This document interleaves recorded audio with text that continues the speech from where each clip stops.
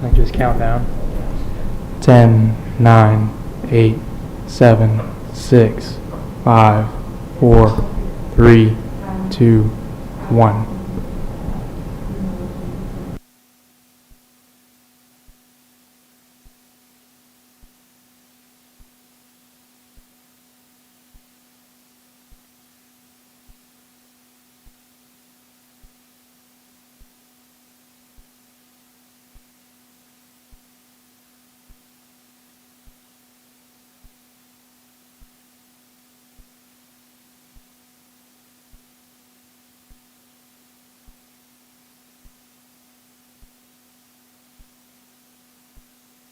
One more time. 10, 9, 8, 7, 6, 5, 4, 3, 2, 1.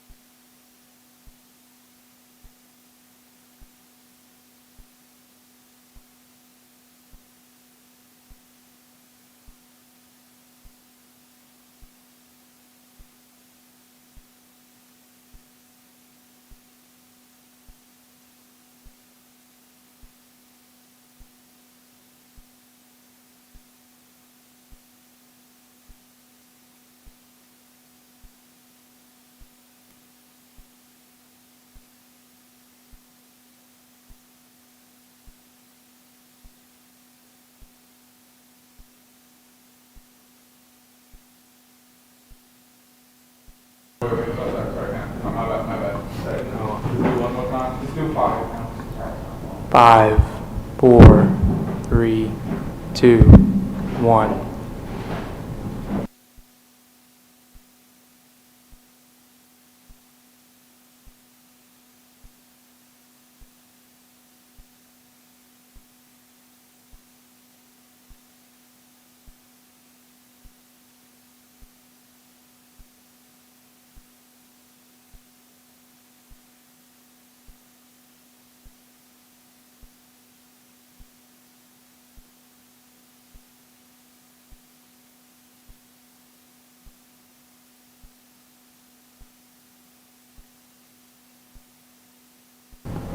Go ahead. 5, 4, 3, 2, 1.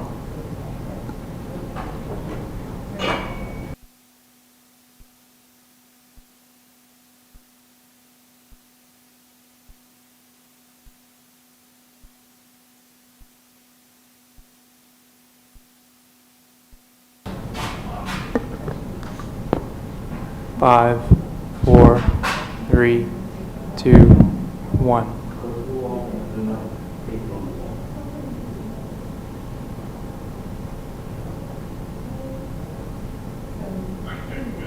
Okay.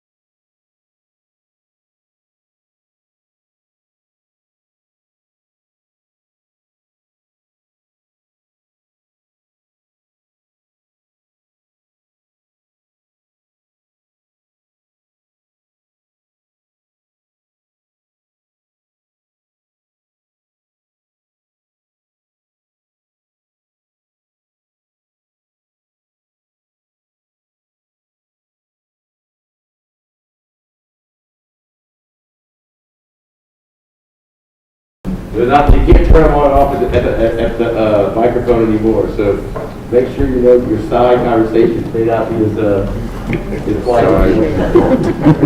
Harold's trying to help us out as we work through these new technology. Welcome. It's so good to see you all in person. So good to see you for the first time in person. Welcome. We're going to start the April lotto meeting, right? Commissioner? Right. You want to take it over? We'll do this. Sure, happy to do it. Good morning. I'll be happy to call the April Lotto meeting to order. As always, our meeting is being streamed online, so please be mindful of that. Rhonda, good morning. Could you call the roll for us? Yes, ma'am. Commissioner Hunter Reed, Here. Regent David, Here. Regent Ewing, Senator Fields, Regent Finley, Ms. Kincaid. Here. Regent Levy, Here. Regent May, Here. Regent McDonald, Here. Representative Mincy, Regent Meir, Present. Regent Perez, I'm here. Regent Pryor, Regent Seal, Here. Regent Solomon, Here. Regent Sterling, Regent Temple, Here. Regent Vadrine, Here. Regent Weil, Mr. Williams, and Regent Williams-Brown. Here. You do have a quorum. Great, thank you so much. With that, we'll now move to public comments. Are there any public comments? None have been received at this time. Okay. Hearing none, we'll move on to the next item, which is approval of the January 6, 2021 minutes. Members, you've received a copy of the January minutes. Do I have a motion to approve the January meeting minutes? Second. Motion by Chair David, seconded by Regent Perez. Any discussion? Hearing none, motion passes.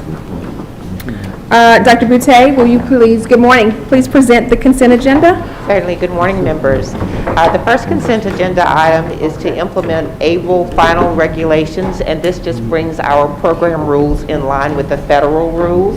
You first implemented this rulemaking in January, and now this is the final rule. The second consent agenda item is to be able to add the applicable interest rates that are set by the treasurer. We are required to have those interest rates in rule. So this just, you're not required to approve the interest rates, you're just required to say that they are going into rule. And the LOSFA Advisory Board and the Louisiana ABLE Advisory Board have both recommended approval of these consent agenda items. Thank you, Dr. Boutte. Members, you've heard the recommendations. Is there a motion to approve the consent agenda? So moved. Moved by Regent Perez, second by Regent David. Any discussion? Any objection? Motion passes. Dr. Boutte, is there any other business to come before LATA this morning? No, ma'am. Hearing none, is there a motion to adjourn? So move. Regent Seal, second by Regent Meir. We are adjourned. Thank you very much. Over to you, Chair David. All right. So great to see all y'all in person. I guess I could do this. Yeah. Yeah. All right. So great to see all y'all in person today. We do have a new member of our team. As a reminder, this meeting is being live streamed, so members, if those presenting, please remember that you're to use your microphone so that our web audiences can hear you. As a reminder, I ask that everyone please silence their cell phones and keep them away from the microphones. I'm delighted to officially welcome our newest Regents board member today, Terry Sterling. Terry and I had a great talk a couple of weeks ago. Good to meet you in person, Terry. Terry will now be swearing in our newly appointed board members. Thank you. Terry, just going down around. While you go over there, I'm going to give a little history on Terry. Terry Sterling is CEO for a healthcare management services firm focusing on planning and growth, leadership and development, and executive coaching. She also serves as chief nursing advisor for Endorse, a mobile and web-based software platform. Last year, Ms. Sterling was appointed by Governor John Bel Edwards as co-chair of the Resilient Louisiana Commission. She is formerly the Chief Operating Officer of Arlington Lake Regional Medical Center where she was responsible for overseeing the day-to-day operations of the largest hospital in Louisiana with over 800 beds. She holds a Bachelor of Science in Nursing from Northeast Louisiana University, a Master of Business Administration from Louisiana State University, a Master of Nursing Science from Loyola University, New Orleans. We're delighted to welcome to the board. And I talked to Terry for a good while on the phone, I guess a couple weeks ago, and she is excited about being here. And I can tell she's going to be a vocal and active participant in our conversation. I'm excited about that here. Thank you so much. Victor Jones? Looking for Victor, hold on. You can probably do this in a case if you need to. This Yeah, one has you the have words. those? You do? Yeah. All right, I duly appoint you. No, you have to do it. You're an attorney. Do I have the words? You have the words. I need the words. This has to be a lawyer. It has to be a lawyer. I didn't realize that. Gotcha, okay. Good to know.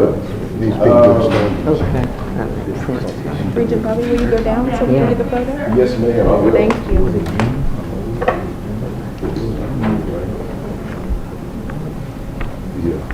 I didn't have to.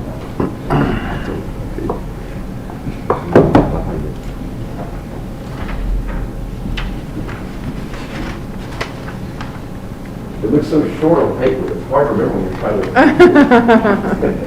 I thought I could remember. All right. Raise your right hand. I state your name. Terry Sterling. Do solemnly swear or affirm Do solemnly swear and affirm that I will support the Constitution and laws of the United States that I will support the Constitution and laws of the United States and the Constitution and laws of the state, and the Constitution and laws of the state, and that I will faithfully and impartially discharge and I will faithfully and impartially discharge and perform all the duties and perform all the duties incumbent on me as incumbent on me as a member of the Board of Regents, a member of the Board of Regents, according to the best of my ability according to the best of my ability and understanding, so help me God. and understanding, so help me God. All right, congratulations. Yay.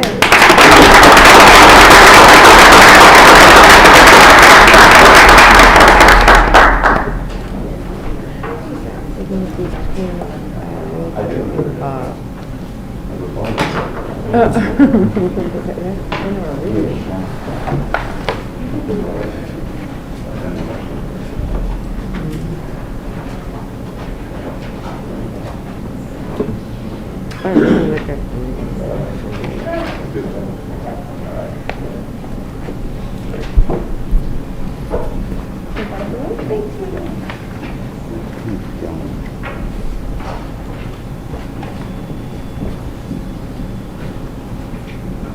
All right. Congratulations. Here we go. And we have new committee assignments for you. Terry, you're going to be the Academic and Student Affairs, the Planning and Research and Performance Committee, and the Statewide Programs Committee. So there's a lot of acronyms to learn. Yeah. Which you'll learn fast. Let's move on to our committee meetings. First up is legislative. It's been a busy session so far. I know we have lots of regents who've been active. Regent Temple was there yesterday. We had a lot of regents that showed up at the LCTCS cookout Right. at the Pentagon yesterday as well. I know Kim's been there just about every single day. I Absolutely. saw Terrence there last week. I know we were there all the time. So why don't you give us a full update on what's going on in the session in your committee?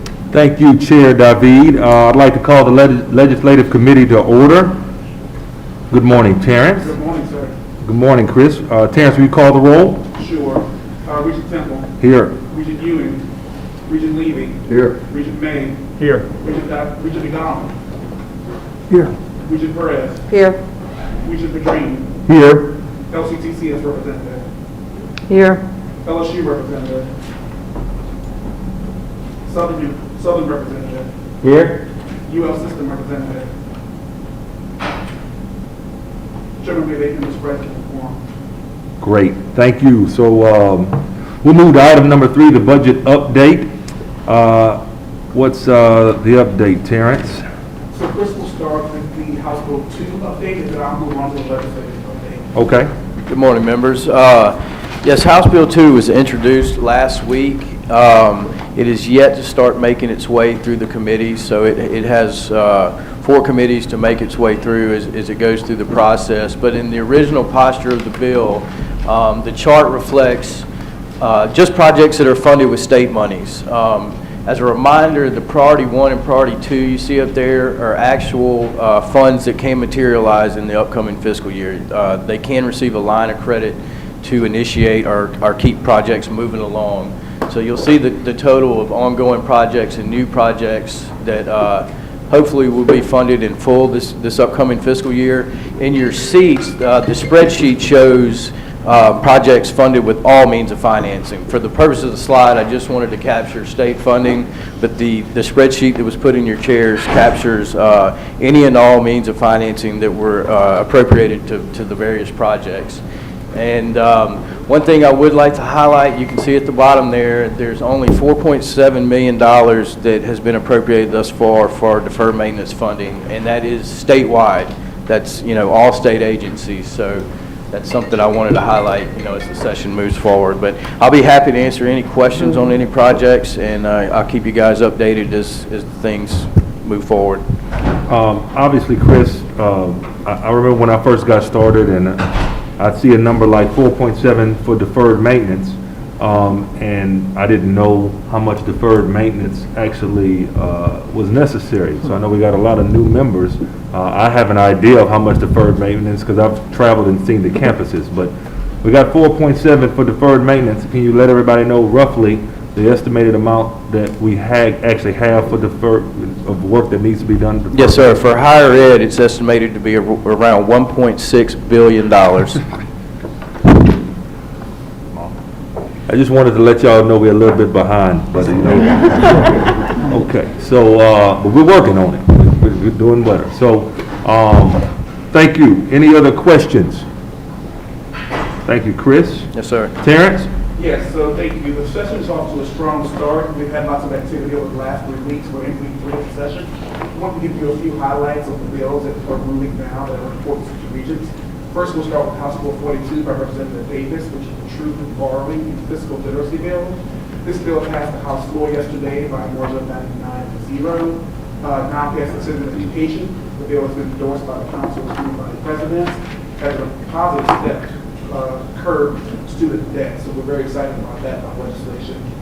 House Bill 60 by Representative Brass, which is the Dual Enrollment Task Force update. This bill is set to be heard on the floor this afternoon. This is a major proposal for the Board of Regents, and we're proposing an amendment to add a teacher representative to the task force. The 3 state teachers unions will be able to make a nomination, and that bill again will be heard this afternoon. We look forward to the passage of that as well. House Bill 119 by Representative Hughes is the HBCU Advisory Council update, and that bill passed off the House floor yesterday as well by a margin of 100-0. This bill adds a student member and also a lay group member, which is our state college, independent colleges and universities. It has a member to the commissions as well. It also calls for an annual report, and the council's actions and recommendations be reported to the legislature. Senate Bill 99 by Senator Fields, top exceptions, edits, and adjustments, and that bill is slated to be heard on the Senate floor this afternoon. This bill makes some modest adjustments, updates to the TOPS program, such as adding a July ACT test date for eligibility and increasing homeschool measures. There are 2 bills that are now moving that were not moving prior to the print document here, but I will share with you that both House Bills 154 by Representative Zerang and House Bill 142 by Representative Thompson, those are companion bills that they allow our trust fund to be invested in the market up to 65%. Right now, we have a 35% cap on market investments that has been hindering us with the fund over the years. That fund used to produce about $40 million for us. Now we're down to about 14 because the oil royalties are not sufficient to maintain and grow the fund. So hopefully we will now mirror the retirement systems and be able to invest up to 65%, which should yield some additional dollars. Last but not least, I would like to, I'm sure the commissioner will talk about this in her comments later on. On Monday we had HBCU Day. It was a virtual HBCU Day.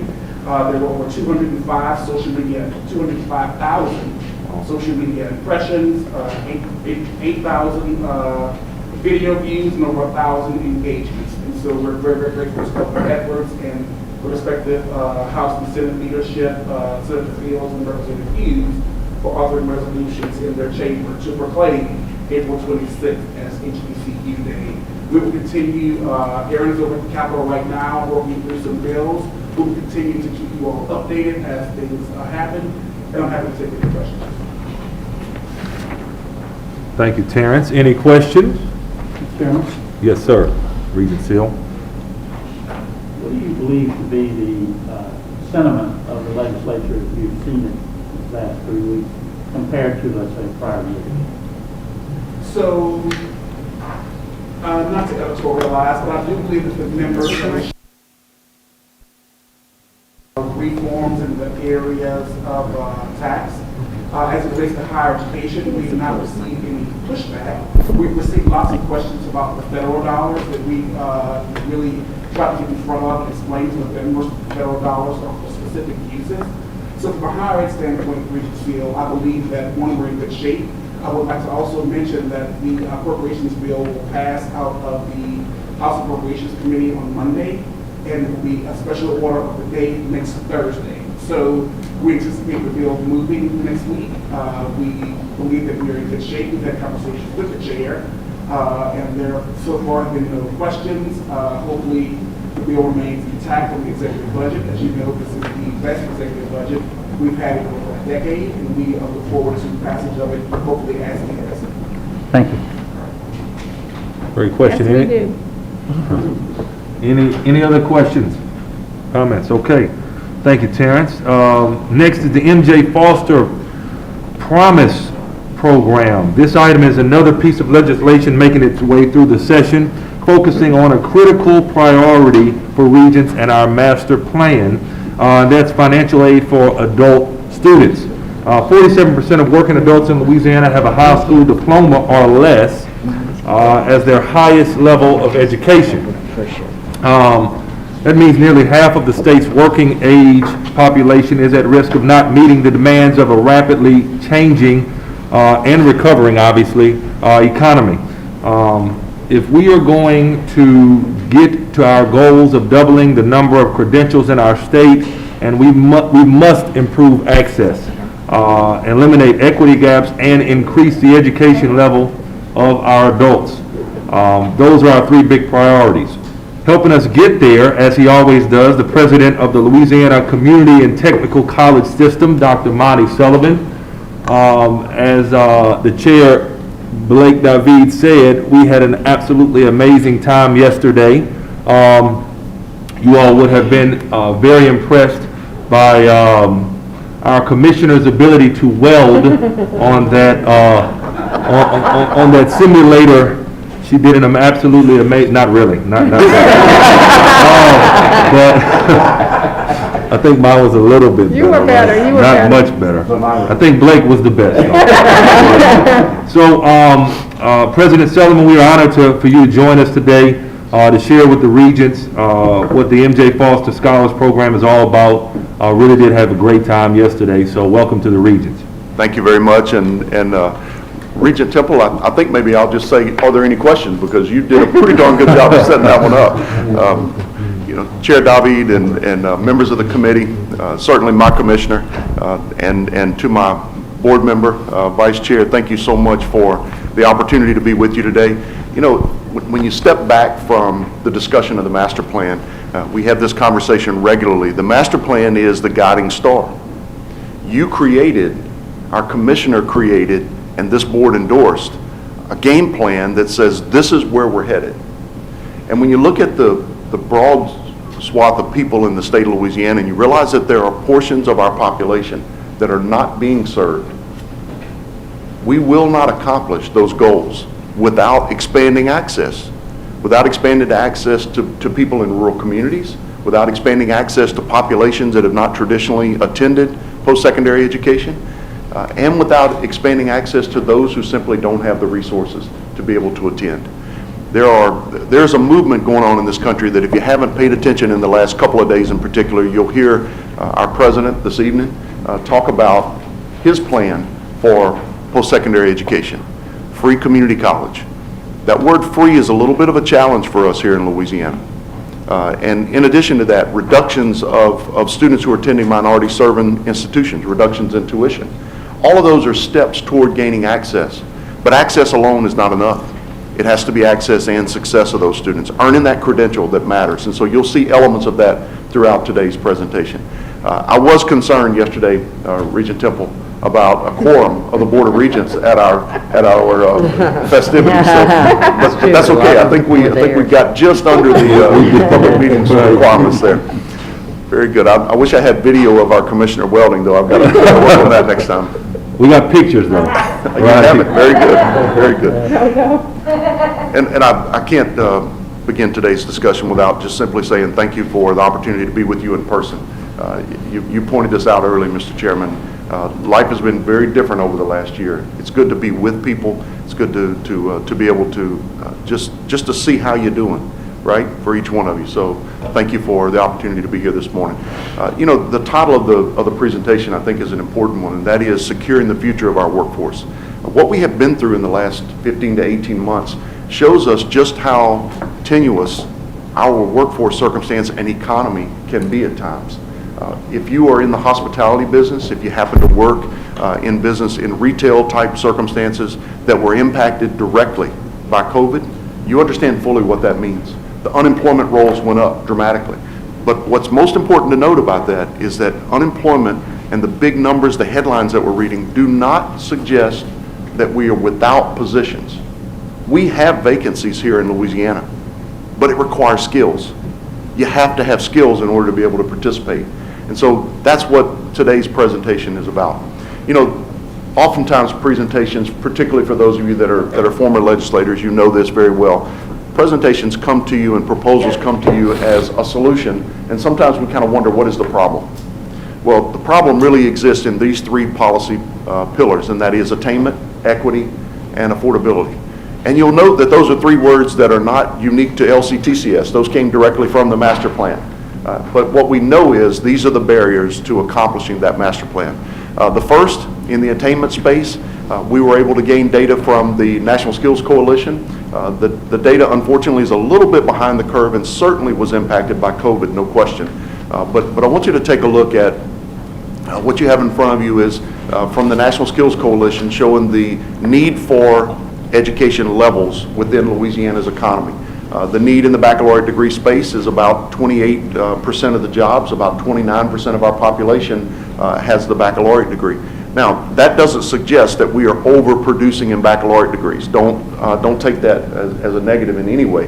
In fact, matching those baccalaureate degrees with the needs in the economy is perhaps a key part of that discussion. But it's that second group that I want you to pay attention to.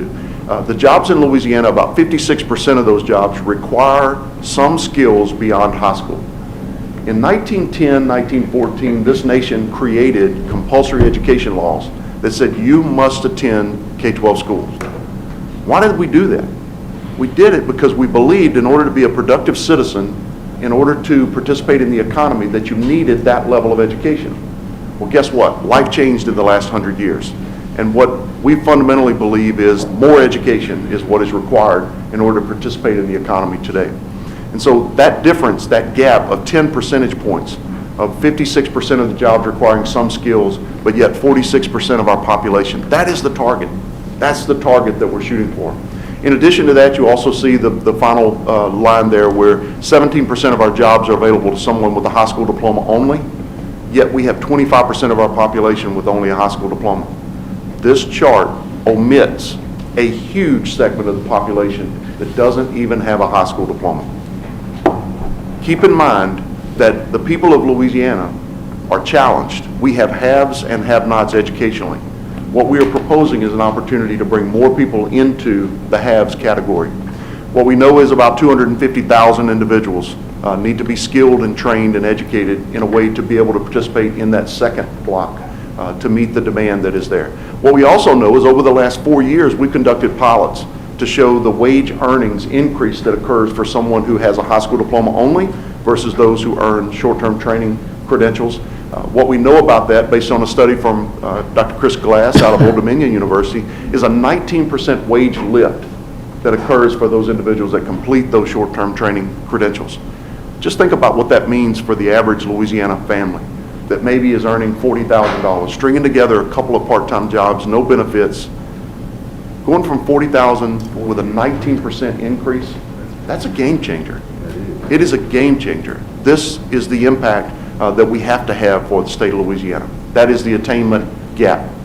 The second is equity. This is a discussion that you have been so important in pushing forward to the public and saying equity is a key discussion for us. As you look at the top line, you see in our nation that we have about 48% of the white population with an associate degree or higher. Unfortunately, as you look at the blue line there, the African American population is at about 32%. Unacceptable. Take a look at those numbers in Louisiana, just below that. We are a full 10 percentage points behind the rest of the nation in the white population's completion of an associate degree. We are far behind.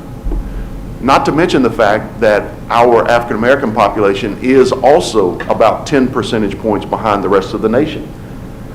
I will remind you that our colleges, two-year colleges in this state, enroll more and graduate more minority students than the rest of higher education combined. Let that sink in. Yes, there's a strong role for our HBCUs and great partners with Southern University, the system as a whole, with Grambling State University, with our private HBCUs. But it takes all of us. It will take all of us to accomplish the goals that are there.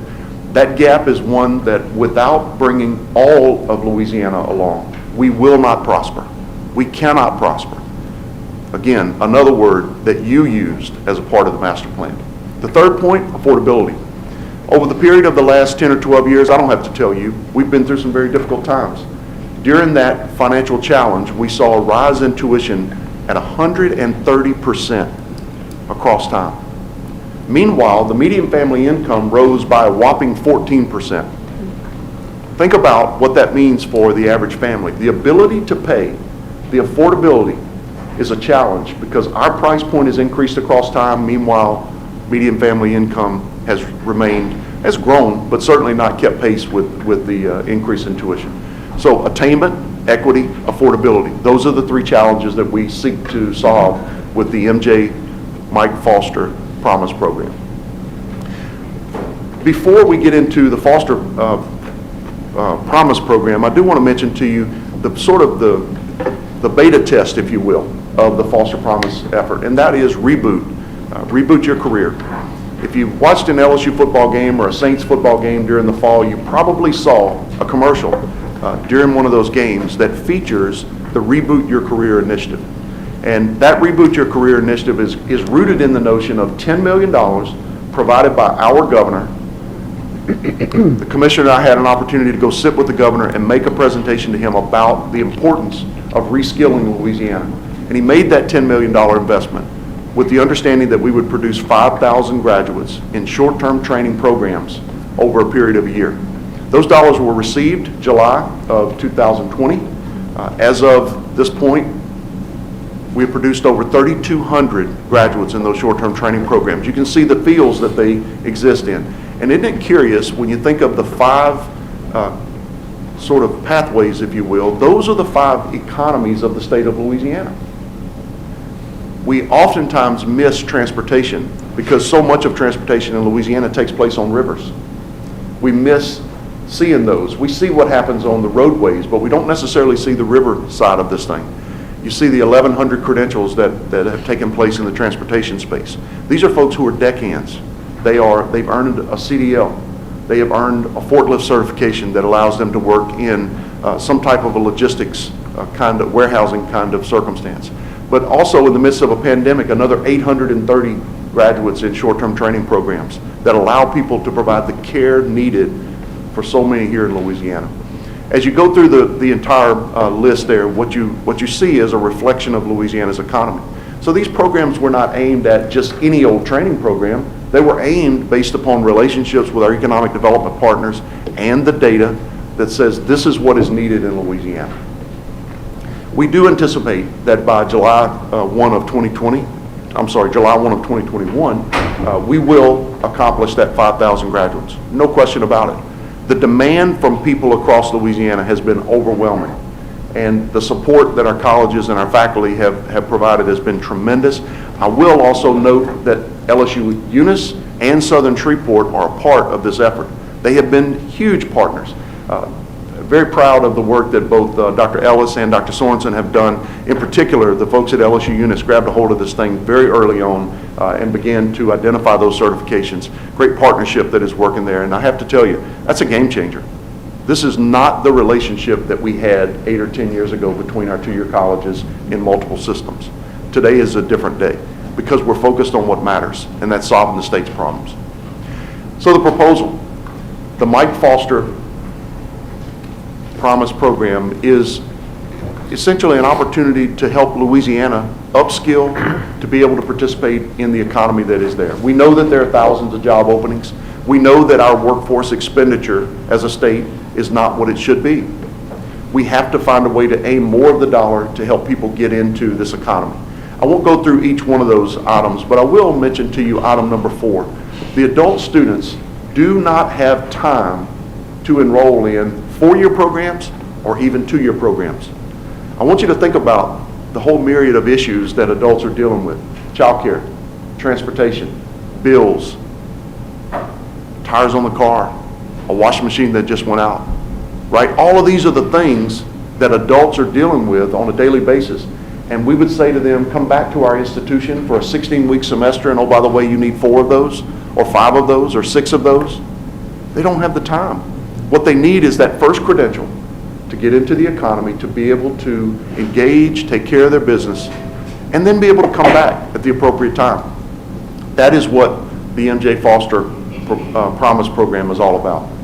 So here's the scenario. A $10 million proposed fund that would fund high-demand job training programs, not just any old program. You can't walk into one of our institutions with the Foster Promise program and just enroll in anything. It has to be in high-demand programs that we know are going to result in the jobs and the earnings that are available in Louisiana's economy. Must be 21 years of age and a Louisiana resident. 21 years of age, a Louisiana resident. We're casting a broad net. A broad net.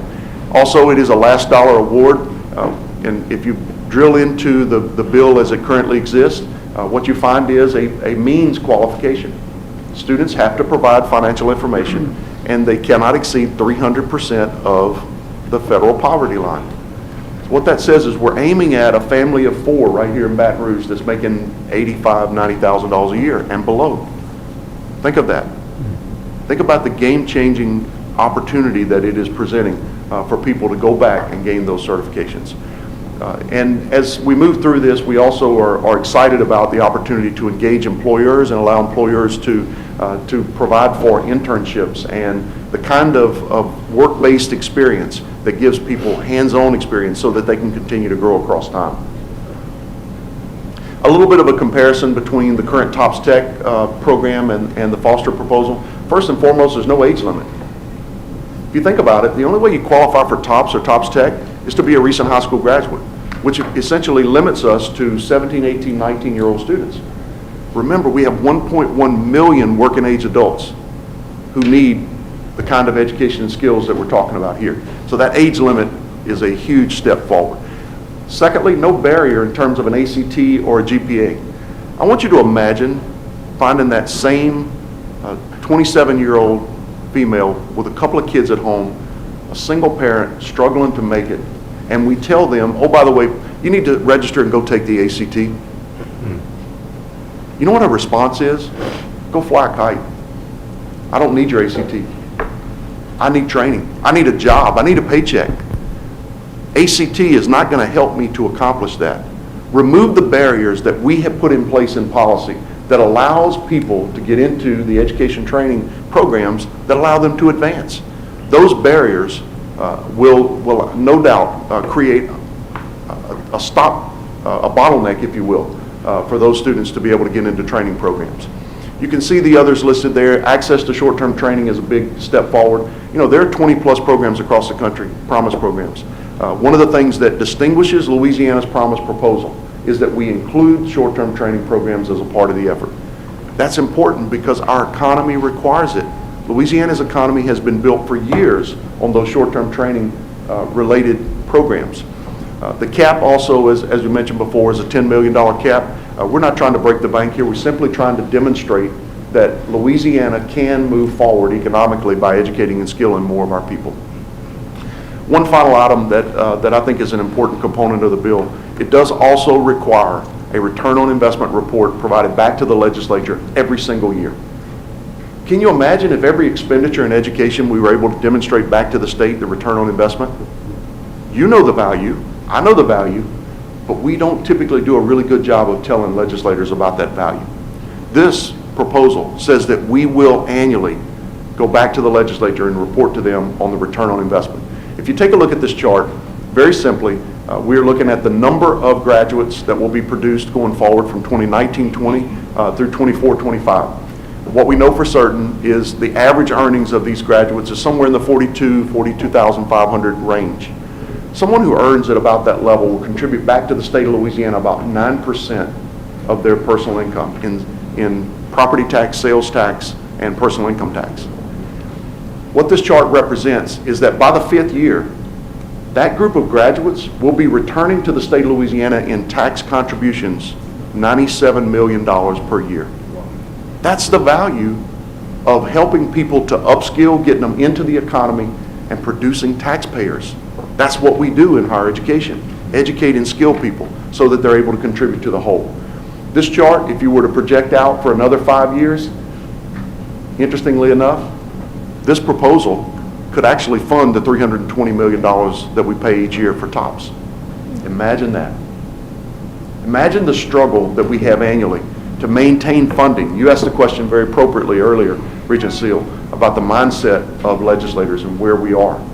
We have to begin to turn the discussion in a way that focuses on what our graduates are contributing back to Louisiana. Not so much about what our institutions need, but about what our people need. That return on investment piece, I think, is a critically important policy plank that we should look to incorporate going forward. A little bit of an update on where the bill stands. Senate Bill 148 was filed, sponsored by Senate President Paige Cortez, and on the House side by Speaker Clay Schexnayder. Thankful to both of those leaders for their willingness to grab a hold of this proposal and run with it. The bill was presented last week in front of Senate Education, gained unanimous support from Senate Education. We are hopeful that if later this week Senate Finance is able to convene, that we will be in front of Senate Finance then. If not, Monday is the date. So we are really excited about the initiative. We're excited about the potential of seeing this bill come to pass in this session, but also about a July 1, 2022 start date when we can see students being impacted at our colleges. So with that, I'll pause and ask if there are any questions from members. Well, you actually, the last slide with the return on investment, that was the question that I was going to ask. So I'm glad that $42,436 number was actually the number that I was going to ask. So that basically, so it assumes an average salary of those 3,200 already existing graduates. That's about the number. That's the number we're looking at. That's correct. And what's most important to know about that is 436 is not the goal. No. Right? That's the first step. Right. What we're trying to help people to do is to get into the economy. And the expectation is that organizations like an Entergy, as an example, are investing in their employees to help them gain that next level certification so that they can continue to grow over time. And look, these credentials are not pigeonholing someone to a career that is at the bottom end of the rung. Instead, what it's providing for is people to be able to stack those credentials in a way that they earn the associate degree, they earn the baccalaureate degree, they move into mid-management. That's the goal, that's the American dream. And that's what this proposal allows for, bringing more people into the fold, a greater level of access in post-secondary education, a greater level of success for people. Great. Any other statements, questions? I have a question, Mr. Chairman. Yes, sir. Yes,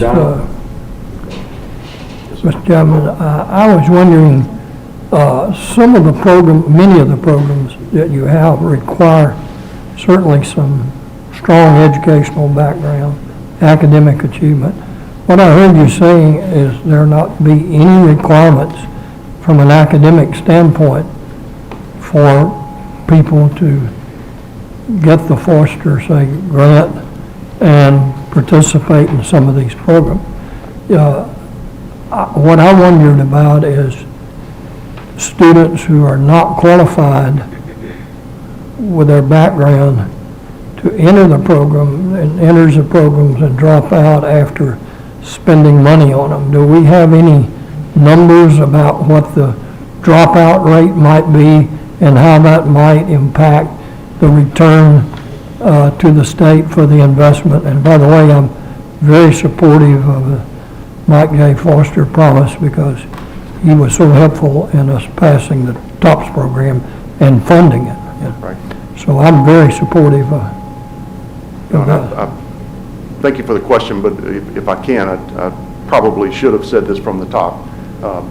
Mike Foster, if you look back over time at all of the governors in our lifetimes, I dare say one of the crowning accomplishments of any governor of the state of Louisiana was 1998 and 99 in enacting a community and technical college system.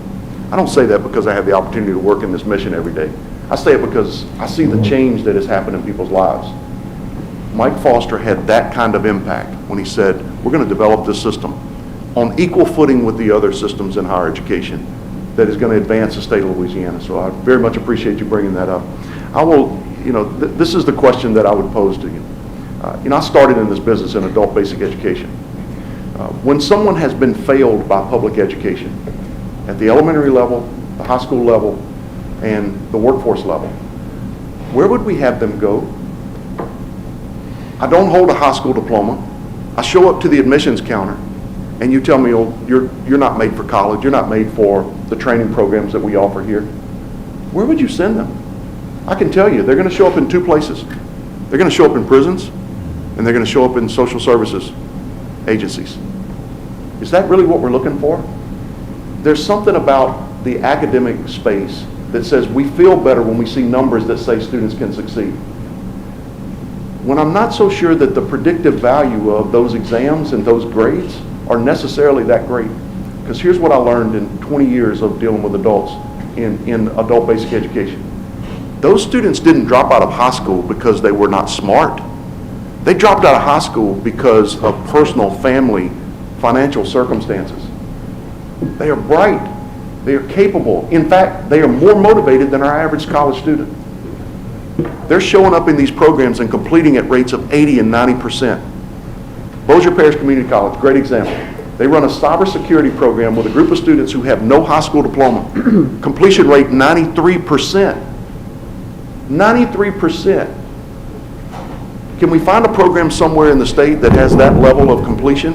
Why is it a completion rate of 93%? Because they show up at a building every day for a class and they look across the parking lot and they see an employer where they know they're going to make $50,000, $60,000. That's the motivation. That's the game changer. We have tried over time to put limits on people and say you can't do this unless. Well, here's the reality. We will not ever work our way out of the demographic challenge we have today, nor the economic challenge that we have today, without providing greater access and giving people an opportunity to work their way out of poverty. It will not happen with graduate degrees or baccalaureate degrees or even associate degrees, because that's too long a runway for people. Time is the enemy. Time is the enemy. So we understand the academic piece. In fact, if you take a look at the bill, there is a requirement that individuals without a high school diploma be co-enrolled in an adult basic education program that helps them to complete the high school equivalency. Yes, there is remediation that has to occur along with many of these training programs, particularly in mathematics, but also in some of the reading areas. Technical manuals, as an example, are some of the most difficult reading assignments. And we are finding that that is a requirement. We must do more to help to educate and skill. But when people understand that the goal is not an A in the class, the goal is the credential, and the goal is a job, and the goal is not a diploma that hangs on the wall. It's the other piece of paper. It's the paycheck. That's what people are there for. Regent, that was a great question. When I was at the event yesterday, I got the opportunity to speak to two gentlemen. That's actually how we got to the welding table, about that program. And those gentlemen, and they weren't speaking from specific knowledge of the numbers, but they were given an estimate of what they deal with on a daily basis, that probably, in their words, 35 to 40% of the folks that are coming to them need some form of remediation. But that these folks are extremely excited and very motivated, and they're doing what needs to be done to earn their credential. And they talked about how creative they had to get during COVID because they couldn't, which that was a great conversation as well. But I asked that question, a version of that question, and they said these folks are coming in and they're very excited about the opportunity to be able to provide for their family, to be able to live the type of life that they would want to live, and that this is programs like what we're dealing with right now are opportunities to help them do that. So definitely hats off about that. Any other, you want to say something, Regent? May? Yeah, it's a question and a comment. First of all, bravo, because this is sorely needed right now, particularly with the transition we're seeing in the economy in Louisiana, and not only that it's driven by the pandemic, but also a shift towards cleaner energy sources and so forth. Absolutely needed for adult learners. And I appreciate the question and the response, and what we know from working with folks who are trying to acquire technical capability certifications and so forth. Oftentimes it's life that gets in the way and causes them to drop out and not achieve those goals. Curious if there are, whether counselors or other programs to align other resources, child care resources, other financial resources for these adult learners, because that's really the biggest challenge is how do they put their life on hold for a minute to go achieve these certifications? Great question. That is, to me, that is the student success question. Because it is those other factors that impact so much of what goes on in success or non-success in the classroom. If you look back over the years of 2008 to 2015-ish, what took place in higher education in Louisiana was as difficult as any circumstance in the country. And unfortunately, many of the counselors, many of the student services positions in our colleges, we had no choice but to eliminate those. And so the impact of trying to be more hands-on with our students during that time really had a big effect on our institutions and our operations. But what it has allowed for since 2015 is a refocus of whether we should be employing counselors or whether we should be partnering with other organizations who have that skill set. So when you think about that in your own business circumstance, can you afford to have a product line when someone else probably could do it better, more effectively, and do it cheaper? And so what we have done is the work that Commissioner Reed has led with our workforce and higher education subcabinet, that is having all of those groups around the table with DCFS there with us, with a workforce commission at the table with us, so that there is work where we're standing up child care programs on the college campus, or we are developing partnerships locally to make sure that child care slots are available for short-term training programs. Imagine if you're in the child care business and you have a slot available, and you're going to make that slot available to someone that you know is going to work 40 hours a week, they're going to be there every day, they're going to pay every week. That's not what these adults are able to do. They're going to be in a training program for 6, 8, 10 weeks. And so the provider, the child care provider, is not incentivized to take that child. We need to make sure that there are slots available for parents who are enrolled in these training programs. So there's policy that needs to change and shift along the way. We are also working with communities in schools who have a great track record of working with K-12 schools. Most recently, they developed, it's a national organization that is based in Northern Virginia. They have recently developed a model where they have counselors on campus at the Lone Star College system in Houston, and have been very supportive of helping students to be able to cross that finish line and able to access those benefits. They're really, if you think of it, a guide to help students to make that connection back to the appropriate, whether it's transportation that they may need or whether it's child care, whatever the case may be, SNAP benefits. We have most recently signed an agreement with the Department of Children and Family Services that allows our students to gain access to SNAP benefits. Education and training SNAP benefits, providing benefits to students for a shortened period of time while they're enrolled in college. That's what those benefits should be for. So your point is directly on the mark. if you think about what it takes to just pause life for 6, 8, 10 weeks, that's what we're asking these adults to do. We have to provide that support to make sure they're able to do that. Thank you. I will mention one other quick item. That 42,000 number up there of our graduates' initial earnings looks remarkably similar to our average faculty salary. Let that sink in, right? We are asking people to educate and skill Louisiana, and to do so in a way that means that their graduates are going to make more than they make almost on day one. We have to do some things to change that, and thanks to your work and the request that has been made by this board, we will have some resources, we hope, by the end of this session to be able to change the game there. So thank you for that work. Again, President Sullivan, thank you for this innovative and targeted work focus, much needed financial aid for our adult students. We have someone else? Yes, Yeah. ma'am. I just want to make a couple of comments. Thank you so much, Regent Temple and Monty. You know, just so grateful for your leadership and your good work. Regent McDonald, I want to make sure you understand the work that LCTCS does every day. This is their wheelhouse. They work with individuals who don't have high school diplomas, who are highly motivated, who have been failed by the system every single day.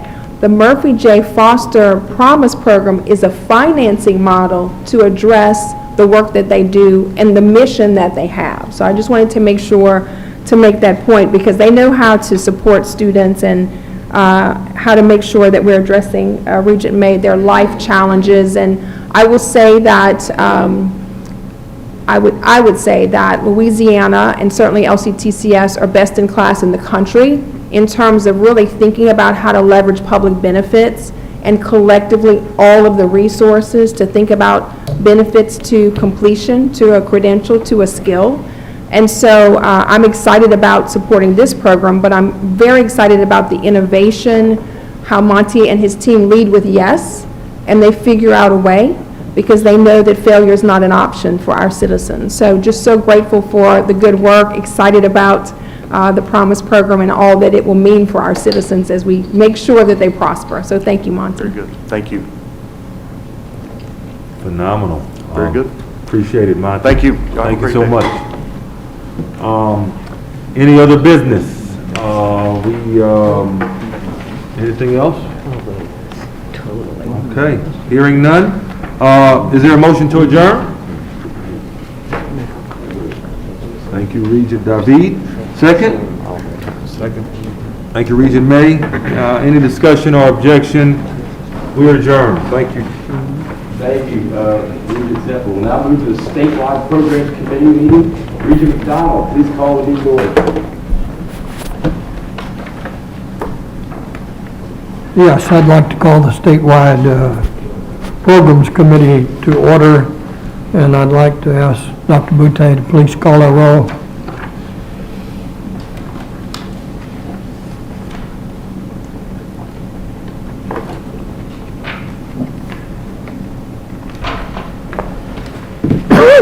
Good morning again, members. Regent Ewing, Vice Chair McDonald, Here. thank you for chairing today. Regent Perez. Here. Regent Sterling. Here. Welcome. Thank you. Regent Temple. Here. Regent Vadrine. Here. Regent Wild. Regent Williams Brown. Here. Thank you. Members, you do have a quorum. All right, thank you, Dr. Boutte. The consent agenda, let's move to item number 3 on the consent agenda. Dr. Boutte, please proceed. Yes, sir. Today's rulemaking is to implement very, very great news. The Chafee Education Training Voucher Program is a program for foster youth. This is a financial aid scholarship that's combined with other need-based aid that those youth may receive. And we're very pleased in our partnership with DCFS to announce that this award for the 2021-22 academic year will increase from $5,000 as it currently is to $9,000. That's excellent news. So this is to implement that in rule. We are also, while we are changing this rule, going to put the language max award instead of the dollar figure, such that if this were to change or they were to be able to do more, we would not have to keep coming back and changing rule each time. The next agenda item, consent agenda item, is approval of TOPS exceptions.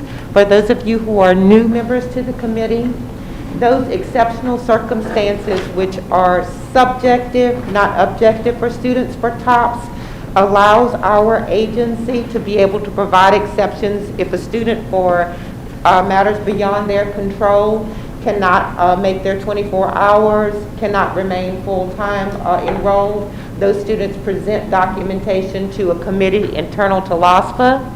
That then goes to the LOSPA Advisory Board, who's made up of financial aid professionals, as well as high school counselors for both the public and private school sector, and then it comes to you as well for final approval. So in this instance, the advisory board has recommended approval of both consent agenda items. Members, you've heard the recommendation. Is there a motion to approve the consent agenda? So moved. All right. Regent Perez moves. Does have a second? Regent Hollis is a second. Are there any objections? Hearing no objections, the motion is approved. Is there any other business to come before our committee? No, sir.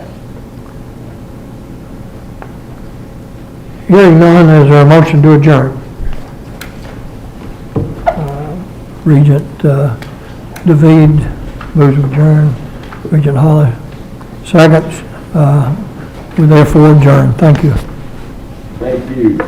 We will now move to our next committee, Academic and Student Affairs. Regent May, please call your committee order. Thank you, Chair David. I'd like to call the Academic and Students Affairs Committee to order. Dr. Craig, will you read the roll?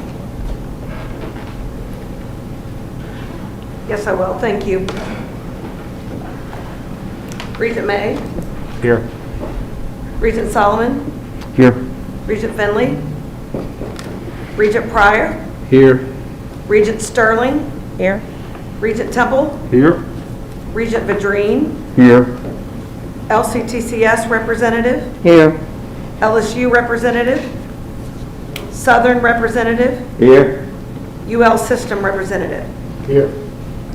Thank you. Chair May, you have a quorum. Thank you, Dr. Craig. We'll now move to item number 3, the consent agenda. Dr. Craig, please proceed. The first item on the Academic and Student Affairs agenda is the consent agenda, which includes 4 terminations at Louisiana Tech University. This request for program terminations has come from Louisiana Tech.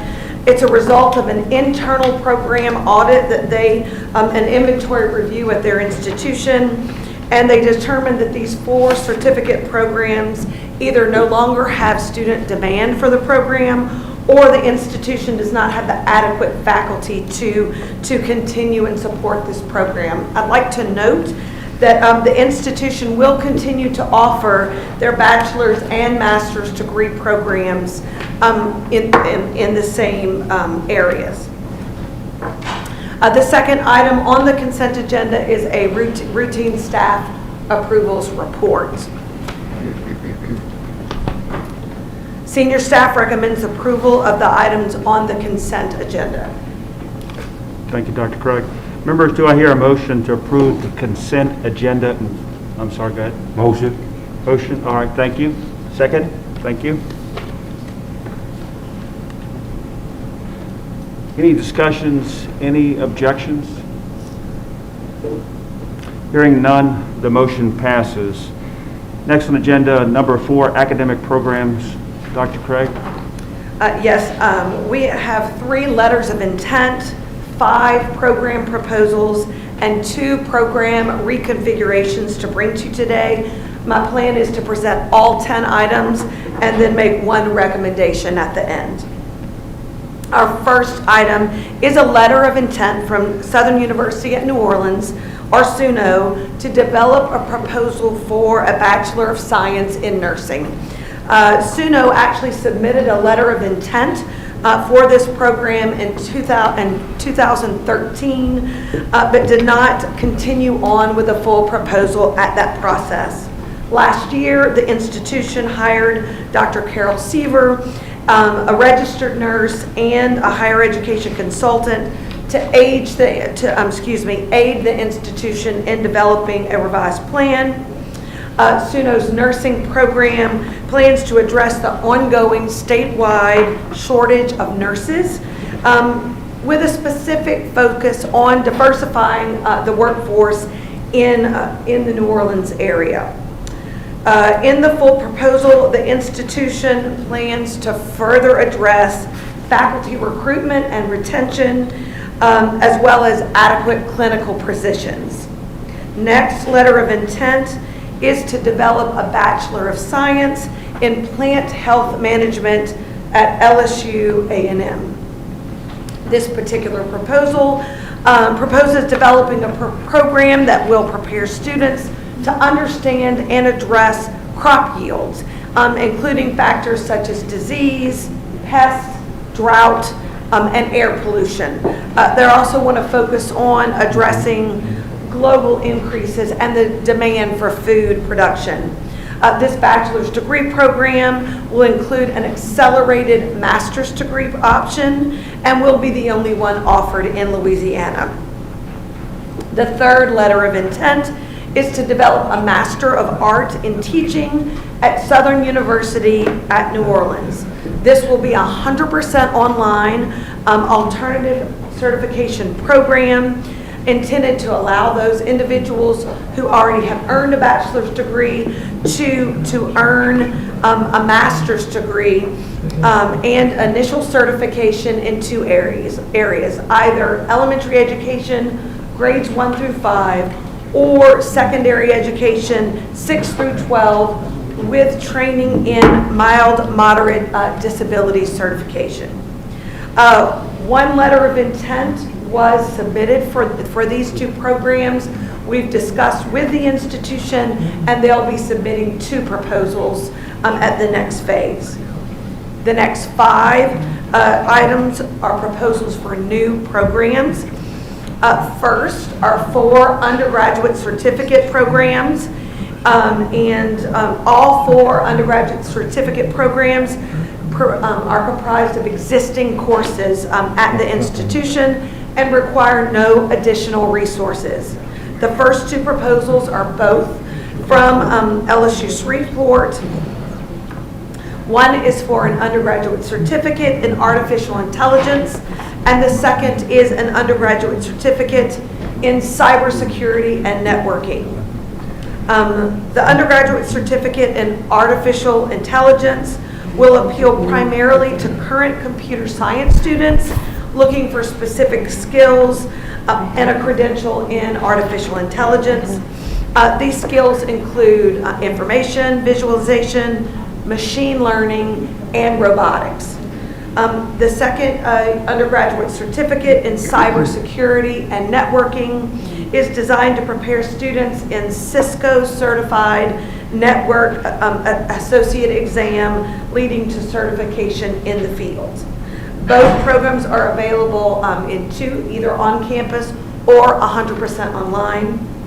The third proposal is for an undergraduate certificate in professional writing at Nichols State University. The aim of this program is to meet employer demand for employees who have strong communication and professional writing skills. This add-on credential is expected to attract students from a variety of disciplines across the campus. Also available on campus and 100% online.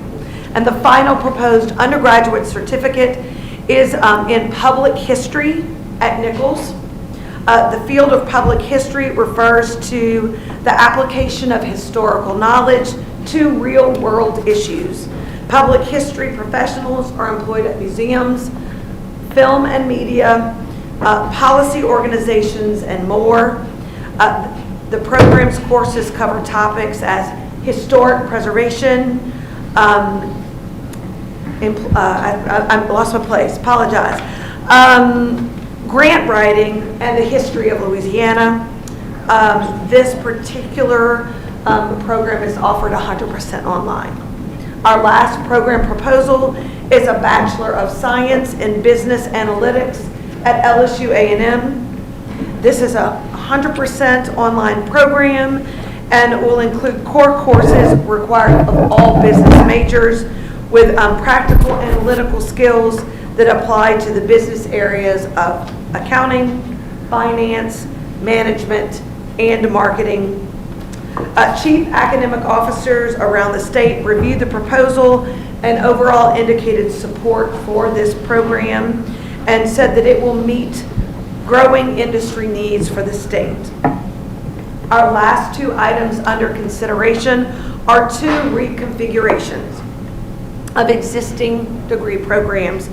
The reconfigurations consider splitting of an existing degree program. Both of these will require no administrative or curricular changes and no additional resources. The first is a request from Nichols to reconfigure the existing Bachelor of Science in Petroleum Services into a Bachelor of Science in Safety Management and a Bachelor of Science in Petroleum Engineering Technology. The second request is from Bossier Parish Community College to reconfigure the Associate of Applied Science in Cyber Technology into two separate programs, and an Associate of, Applied Science in Cybersecurity and the Associate of Applied Science in Software Development. Both requests were born out of recommendations from advisory boards at each institution. The purpose of splitting these out into they're both successful concentrations, and this is going to offer better recognition to specific skills acquired in each of the subject areas. Senior staff recommends the approval of the 3 letters of intent, the 5 program proposals, and the 2 program reconfigurations as presented. All right, thank you, Dr. Craig. Members, do I have a motion to approve? I move, Mr. Chairman. I have a motion from Regent Solomon and second from Regent McDonald. Any discussion, comments? Just one comment Chairman made. I just want to echo the importance of an additional Bachelor of Science program in nursing. We know that more than 1,000 students are turned away who are eligible for nursing school, and this program will certainly help to put a dent in that. Beyond this meeting, I would like to understand how we support those programs. We know that there have been challenges in our HBCUs and the sustainability of their nursing program, so understanding the systems and structures to support that success will be important. Thank you. Yes, and we're happy to meet with you. Yes. All right, great comments, Regent Sterling. Any further comments, discussion? Motion passes. And we'll move on to item number 5, new centers and institutes. Dr. Craig? Thank you. Next on our agenda are 2 requests. At last month's meeting, the board authorized staff to approve reauthorization of existing research units. However, we'll continue to bring to you new centers and institutes for initial approval as the 2 on today's agenda. Our first is a request for approval of the Food Innovation Institute at the LSU Ag Center. LSU Ag Center's Food Incubator, a food development and production facility located on LSU's campus, has served 42 food entrepreneur clients and produced 125 different products since the incubator was established in 2013. The LSU Ag Center is now looking to expand their operations to include more research and education. In addition, increase its ability to attract external grant and philanthropic funding, and grow its capacity to meet increasing client demand. The top priority for the Food Innovation Institute will be to secure $5.5 million in funding to refurbish a 14,000 square foot warehouse, which will double the unit's total space. I think the best example that was given to me, if you have your grandmother's favorite salad dressing and you want to get it on your local grocery store shelves, this is the place that you go to do that. And so this is the first center request for approval.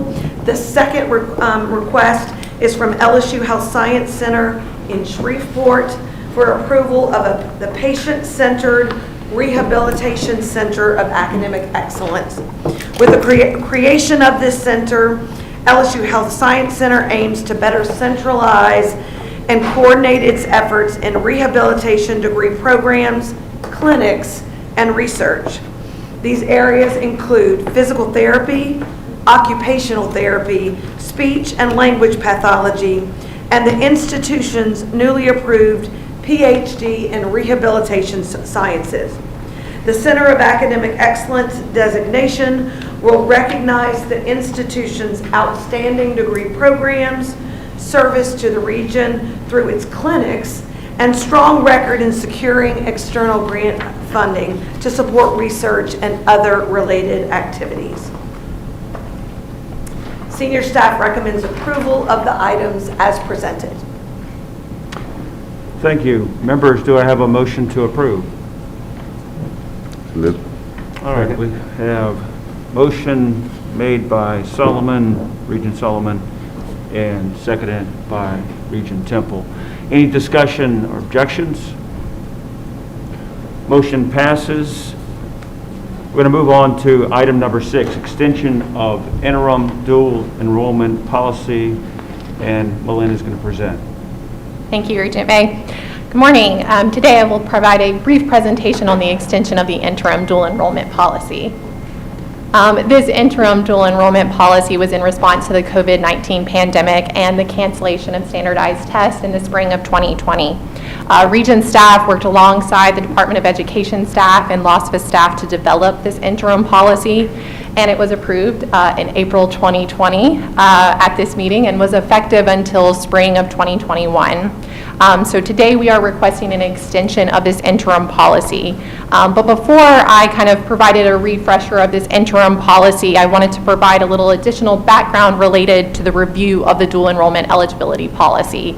Prior to the COVID-19 pandemic, Act 128 of the 2019 legislative session created the Dual Enrollment Task Force, as mentioned by Terrence earlier. This is a multi-stakeholder task force comprised of secondary, post-secondary community members, a highly engaged task force charged with really looking at creating the framework for universal access to dual enrollment for all eligible juniors and seniors.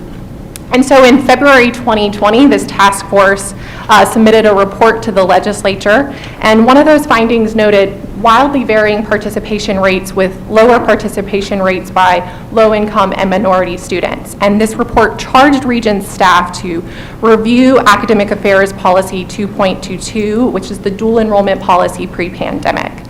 Regents staff conducted a thorough analysis of the policy pre-pandemic, and one of those exercises was looking at the dual enrollment policy compared to other states and the Southern Regional Education Board, are often referred to as SREB states. And so one of our findings found that Louisiana is one of only 3 SREB states that requires both a grade point average and an ACT score, and Louisiana is the only state in the SREB that required a GPA and an ACT composite. So it was really through this research and the work of the Dual Enrollment Task Force we recognized the complex eligibility structure as compared to other states, and that was impacting the number of students who were able to participate in dual enrollment. Next slide. So this policy allows for admissions into academic courses on the Master Articulation Matrix if they meet the following criteria in this interim dual enrollment policy. Students need a 2.5 cumulative high school GPA, and then you have these 2 options here. Option 1 is any subject-specific minimum score listed in Academic Affairs Policy 2.22. This includes AccuPlacer, MAP, Aspire, LEAP 2025, ACT, or SAT. And then option 2, again requiring that 2.5 GPA is a counselor recommendation based on overall student performance and grade trends in the subject. And so this proposed extension was also presented to the College and Career Readiness Commission in March of 2021, receiving positive feedback to this extension. And we've also noted an increase in dual enrollment participation rates as compared fall 2019 to fall 2020. And so wanting to learn more from the data and the performance of students in this interim policy, Regents staff is recommending extending this policy into academic year 2022 to 2023. So that leads us to senior staff recommends approval of the extension of the interim policy for dual enrollment through academic year 2022-2023. Very good. Staff has made a motion. Staff has made a recommendation. Do I have a motion? So moved. Thank you. Second. Regent Temple, thank you. Any discussions, objections? I certainly don't have an objection. Just wanted to make a few points. As we think about COVID impact, and certainly as we think about, as Dr. Sullivan talked about, our North Star, increasing educational attainment, we know that having more college experience in high school makes a difference. When we looked at all of the impact of COVID on our students in higher education, in high schools, et cetera, one of the bright spots was that in dual enrollment, we actually saw a small increase in student participation. 20,000 plus students participate in college and high school. And so we do believe having the counselor recommendation, other measures, gives more students an opportunity to participate and to demonstrate ability to benefit. And so we're very excited about this. I also want to say that this is a data-driven board. You want to make sure you always ask the question, how do we know? How do we know we're getting it right? So we feel very strongly that if you give us the opportunity to extend the policy for a couple more years, as Regent Solomon and I talked about, we will have proof points of the impact so that we can speak to whether a permanent policy change should come forward. But we don't want to do that without data, without looking at how students are moving through the process and hopefully moving through the process post-pandemic. So I just wanted to put that exclamation point on the importance of this policy change. We certainly have talked to the academic officers, the dual enrollment task force, the College and Career Readiness Commission, because you know we are a big tent organization. We talk to lots of folks to make sure that there is consensus that this makes sense for students. But I just wanted to share that because we think it's very important. Great comments. Any further comments, objections? Seeing none, motion passes. Thank you. Do we have any other business? No. All right. Seeing none, do we have a motion to adjourn? So moved. Motion by Regent Temple, second by Regent Sterling. Thank you. We are adjourned. Thank you, Regent May. We'll now move to our Research and Sponsored Initiatives Committee. Regent Perez, please call your committee to order. Thank you, Mr. Chairman. I'd like to call the Research and Sponsored Initiatives Committee to order. Ms. Robinson, please call the roll. Whenever you're ready. No rush. Yes, ma'am. I am ready. Regent Weil? Regent Perez? Here. Regent Finley? Regent May? Here. Regent Meir? Present. Regent Seal? Here. Regent Solomon? Here. Have a quorum. First up is the Region Support Fund Award recommendations. Ms. Robinson? Okay, so this is the time of year that you get to do something very exciting. We get to allocate quite a bit of funding to our public and private institutions through the Board of Regents Support Fund. Just as a reminder, the Support Fund is a constitutionally designated fund within the Louisiana Constitution. We are constitutionally permitted to run 4 different programs: endowed chairs for eminent scholars, recruitment of superior graduate students, targeted research and development, and the enhancement of academic research in agricultural departments and units. We do this through 10 different programs. You'll see them on the slide before you. You will be making decisions about first-year monies in 9 of these programs. The one that you will not be making decisions about is federal matching, because those are dollars that are committed on the front end through the plan and budget. for federal grants that we are applying for as the statewide coordinating board.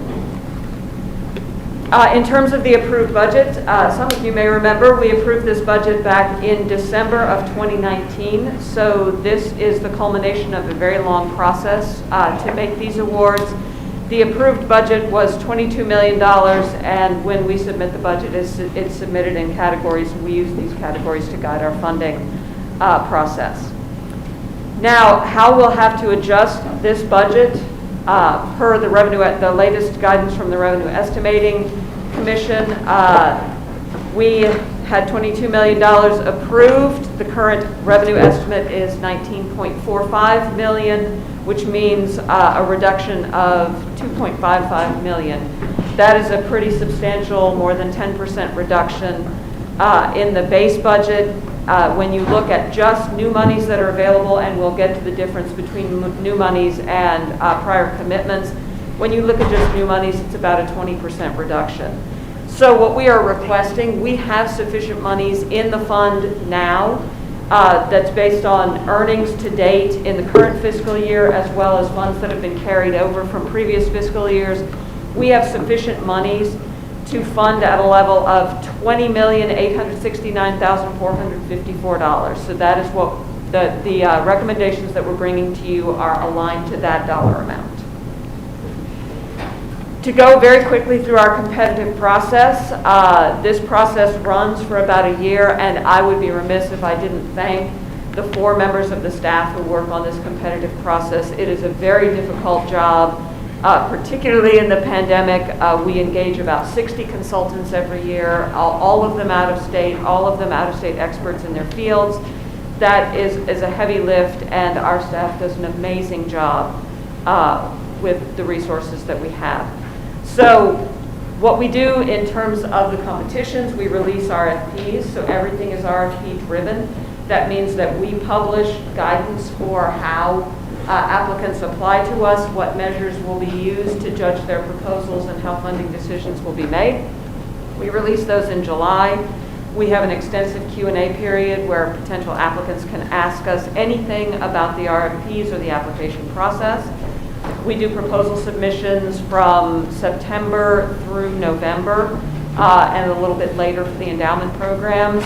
We conduct all external reviews. We do not use any reviewers from within Louisiana. We use all objective out-of-state reviewers. We do screen for conflicts of interest.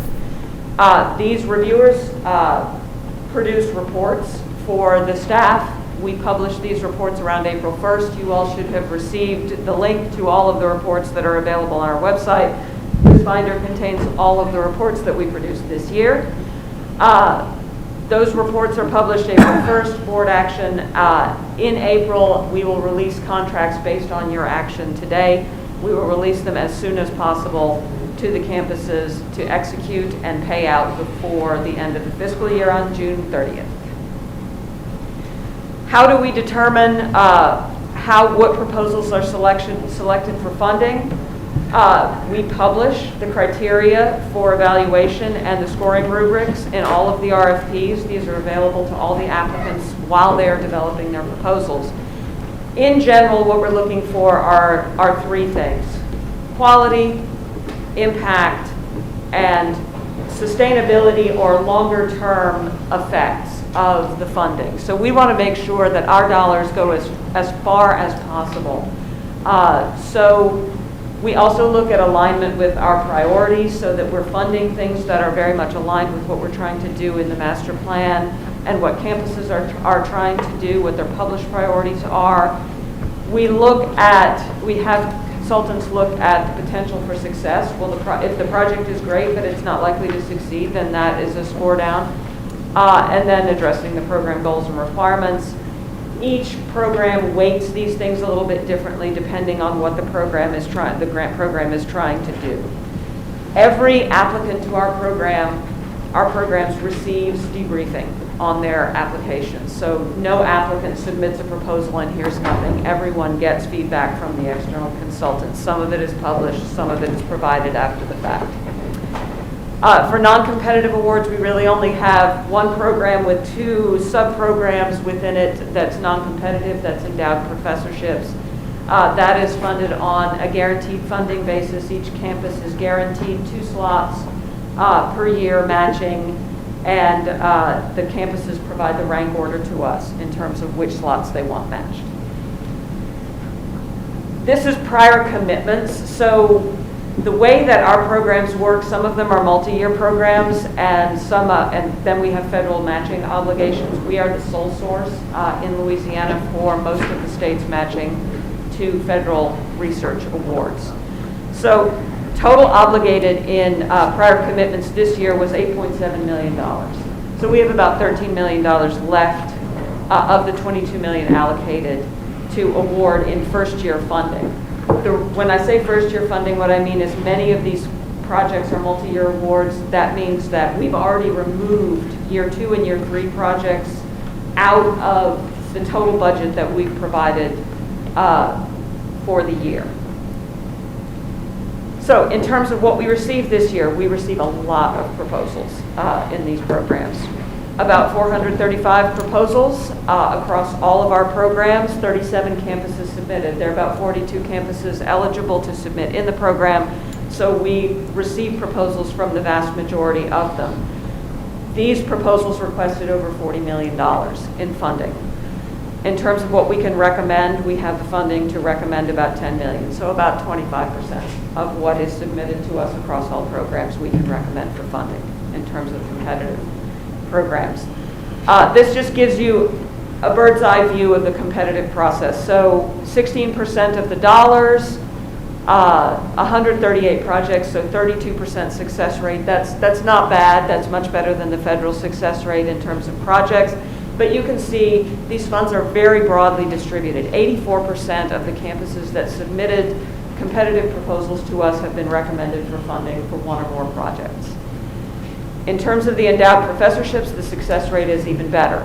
41% in terms of money, 48% of the slots that were submitted can be funded because it's a funding guarantee program. All of the campuses that submitted will receive funding. In terms of what remains that we cannot fund, that's $2.86 million for 76 slots, but only 3 campuses, and I would point out that 69 of the 76 slots that are remaining out there are at 1 campus. So those other 2 campuses have very minimal slots that are waiting for a match. They can submit those slots again next year and in any subsequent year to receive that match. There's not a one and done policy here. So in terms of what we're recommending, this is the breakdown by program for 210 projects recommended for funding for a total of $12,612,882 with 2 contingencies. If we have any funds refused, we do in some programs have priority 2 proposals. We will elevate those and go ahead and fund if there are funds available. And the second contingency, if we end up having to take a reduction, we will reduce on a pro rata basis across all of the competitive programs in rank order. So we will ascend the rank order to take those reductions. We do not expect reductions, as I said. We have the funds in our accounts now. So with that, the staff recommendation is to approve the funding recommendations with contingencies as presented, and I'll be happy to answer any questions. Thank you, Carrie. Before we entertain any questions, I'd like to have a motion to approve the support plan and budget for fiscal year 2021. Is there a motion? Second. Is it motion by Regent Meyer, second by Regent May. Are there any questions? Any questions? Regent Temple. I heard you say during your presentation that there are some programs that may be great, but they might not succeed. They aren't likely to succeed. Random question, but could you give me an example of a program like that? Sure. So we might get a proposal we have in the past for a program that we will provide up to 3 years of funding. They plan to use the funding to hire 5 full-time faculty members. If there's no sustainability plan, that can't succeed. Right. So that's the kind of thing that we're talking about, where the idea is great and the impact would be tremendous, but the sustainability plan isn't there. Okay, gotcha. Thank you. Are there any other questions from the Regents or any members? And I'd like to thank Carrie, you and the staff do amazingly tedious and communicative work on this committee, and I thank you. I think I know when I chaired this committee last year, I was always amazed at the time and effort and commitment it takes to communicate with everyone that's presenting proposals for funding.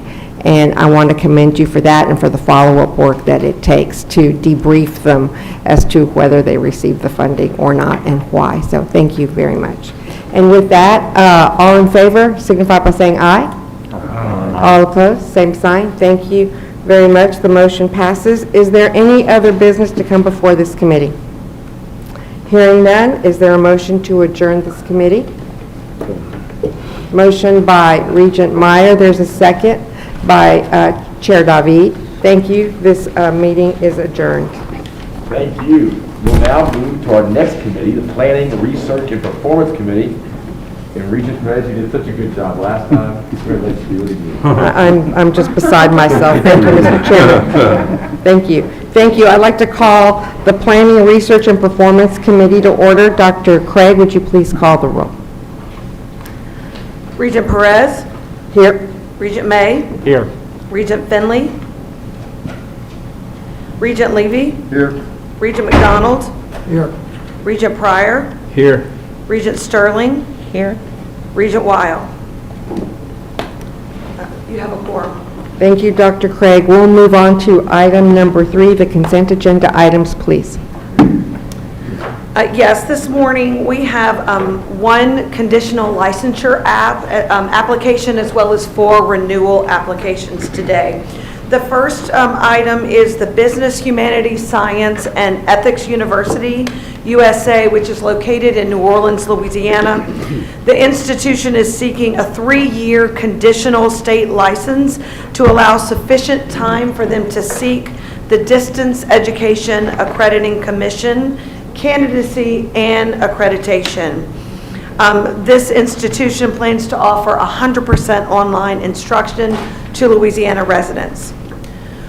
In addition, we have 4 renewal applications for licensure. The Baton Rouge General Medical Center, School of Nursing, and School of Radiologic Technology in Baton Rouge is accredited by the Accreditation Commission for Education in Nursing and Joint Review Commission on Education Radiologic Technology. Baton Rouge General Medical Center offers instruction and laboratory instruction at their North Boulevard site here in Baton Rouge. Next, from Bellevue University, which focuses on adult education and educational outreach. Bellevue University has maintained its licensure in Louisiana since 2017 and has 104 Louisiana students in its academic programs in medical, health, and law. The next institution is Brandman University. Brandman University offers certificates, courses, credentials, and authorizations in arts and science, business and professional studies, education, nursing, and health professionals, and extended education. This institution currently has 15 Louisiana students. And finally, Chamberlain University is a for-profit healthcare and nursing institution with its main campus in Chicago, Illinois. However, Chamberlain University is affiliated with Ochsner Health System, and that campus is located in Jefferson, Louisiana. Chamberlain University is accredited by the Higher Learning Commission and the Commission on Collegiate Education and has 294 Louisiana students enrolled in its nursing program. Continuing along with our consent agenda, we have one SARA authorization, and for our new members, SARA is our State Authorization Reciprocity Agreement. SARA is a national initiative which establishes comparable standards for interstate offering of programs, and it makes it easier for students to take online courses offered by institutions here in Louisiana. World Quant University, after achieving accreditation from the Distance Education Accrediting Commission, or DEAC, in January, and becoming fully licensed by the Board of Regents in April of this year, submitted an application for membership of NC SARA. World Quant currently offers one Master of Science degree in financial engineering, and it's 100% online. Senior staff recommends approval of the items on the consent agenda. Thank you, Dr. Craig. Do I hear a motion to approve the consent agenda in globo? Chairman Sonia. Motion made by Regent McDonald. Is there a second? Seconded by Regent May. Is there any discussion or objection? Hearing none, the motion passes. Thank you very much. Now we'll move on to item number 4, the Cybersecurity Education Management Council Talent Development Fund update. Dr. Brumfield, you have the floor, but I will also note that we have with us today Greg Trahan, the chair of the Cybersecurity Education Management Council. Thank you. Thank you very much, Regent Perez, and I would also add that Ms. Susie Shawin has joined us as well. She serves as vice chair for the council, and I would like to thank them both in addition to your gratitude expressed. I won't spend too much time on this, but I would like to, if you would like to, we have placards for... We have, seats for Greg and Susie on this table. Thank you. Terrific. And so I will defer to the bullpen in the event that there are any questions that they share expertise on that they would like to address. Cybersecurity is not my field of expertise, to say the least. So thank you, Regent Perez, and I'll just launch right into this. As you know, the master plan does identify the need to double the number of completers on an annual basis that earn a credential of value in the state. This was something that was alluded to by President Sullivan earlier. This council and the fund that is supporting the work of this council lends to doing that. In 2020, through legislation by Senator Abraham, the Cybersecurity Education Management Council was established in addition to the Cybersecurity Talent Initiative Fund. This fund received $1 million in one-time appropriations to support the work of the Cybersecurity Education Management Council in developing and enhancing cybersecurity education across the state. In the legislation, it is incumbent upon the council to be able to provide to the board the advisement and recommendations as those funds are distributed, as well as any work that is involved with expanding cybersecurity education. So just to kind of give you a high-level overview of what the council does and what the fund is intended to do. Specifically, the fund, let me switch to our next slide here. So the fund that's created provides a repository for both public and private financial support for the development and enhancement of cybersecurity programs. And the focus really is on meeting the growing demand of cybersecurity workforce and skill development across the state. As part of this process to engender and expand development of cybersecurity education and to distribute the funds that were made available to this effort, a request for applications was developed by the council and posted for response by the public post-secondary institutions. So I think it's important to note that public post-secondary institutions were the focus of this endeavor. So it did require applications to detail a number of different things which may be of interest to the board. This would include such items as the potential number of graduates, completers within those programs, participation in mentorships, internships, externships, apprenticeships, all kinds of ships, I suppose. And to overall be able to report back to the board from this effort the job offers that came to students by way of these resources, as well as engagement altogether by students as it regards cybersecurity education. One other item that I think will also be important to this effort, representative of the council's work and doing the research to bring forward the good efforts brought forward by institutions with this, is to report out the types of credentials that are reported, that are provided to completers. And so this would include certificates and degrees, but also certifications. We have existing programs in the state that do focus on cybersecurity or some variation thereof, and part of the support that will be provided is to enhance those programs by providing certifications to students. So just to give you a little bit of the timeline on this, I won't go into detail other than to share with you that the request for applications was issued on February the 19th. The deadline has passed, obviously, at this point. April 19th was that deadline. The Cybersecurity Education Management Council did review the applications over the course of the past week and did meet yesterday, and I can share with you on behalf of the council, though unofficial at this moment, is that most of the institutions that did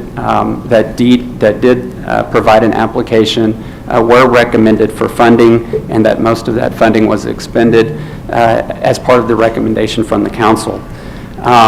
So more detail will be shared in the future with regard to how that distribution looks like, but we also need to make sure as part of this work that the institutions are indeed fulfilling the obligations that they put forward in the applications, that they can meet the expectations that they articulated in their proposals.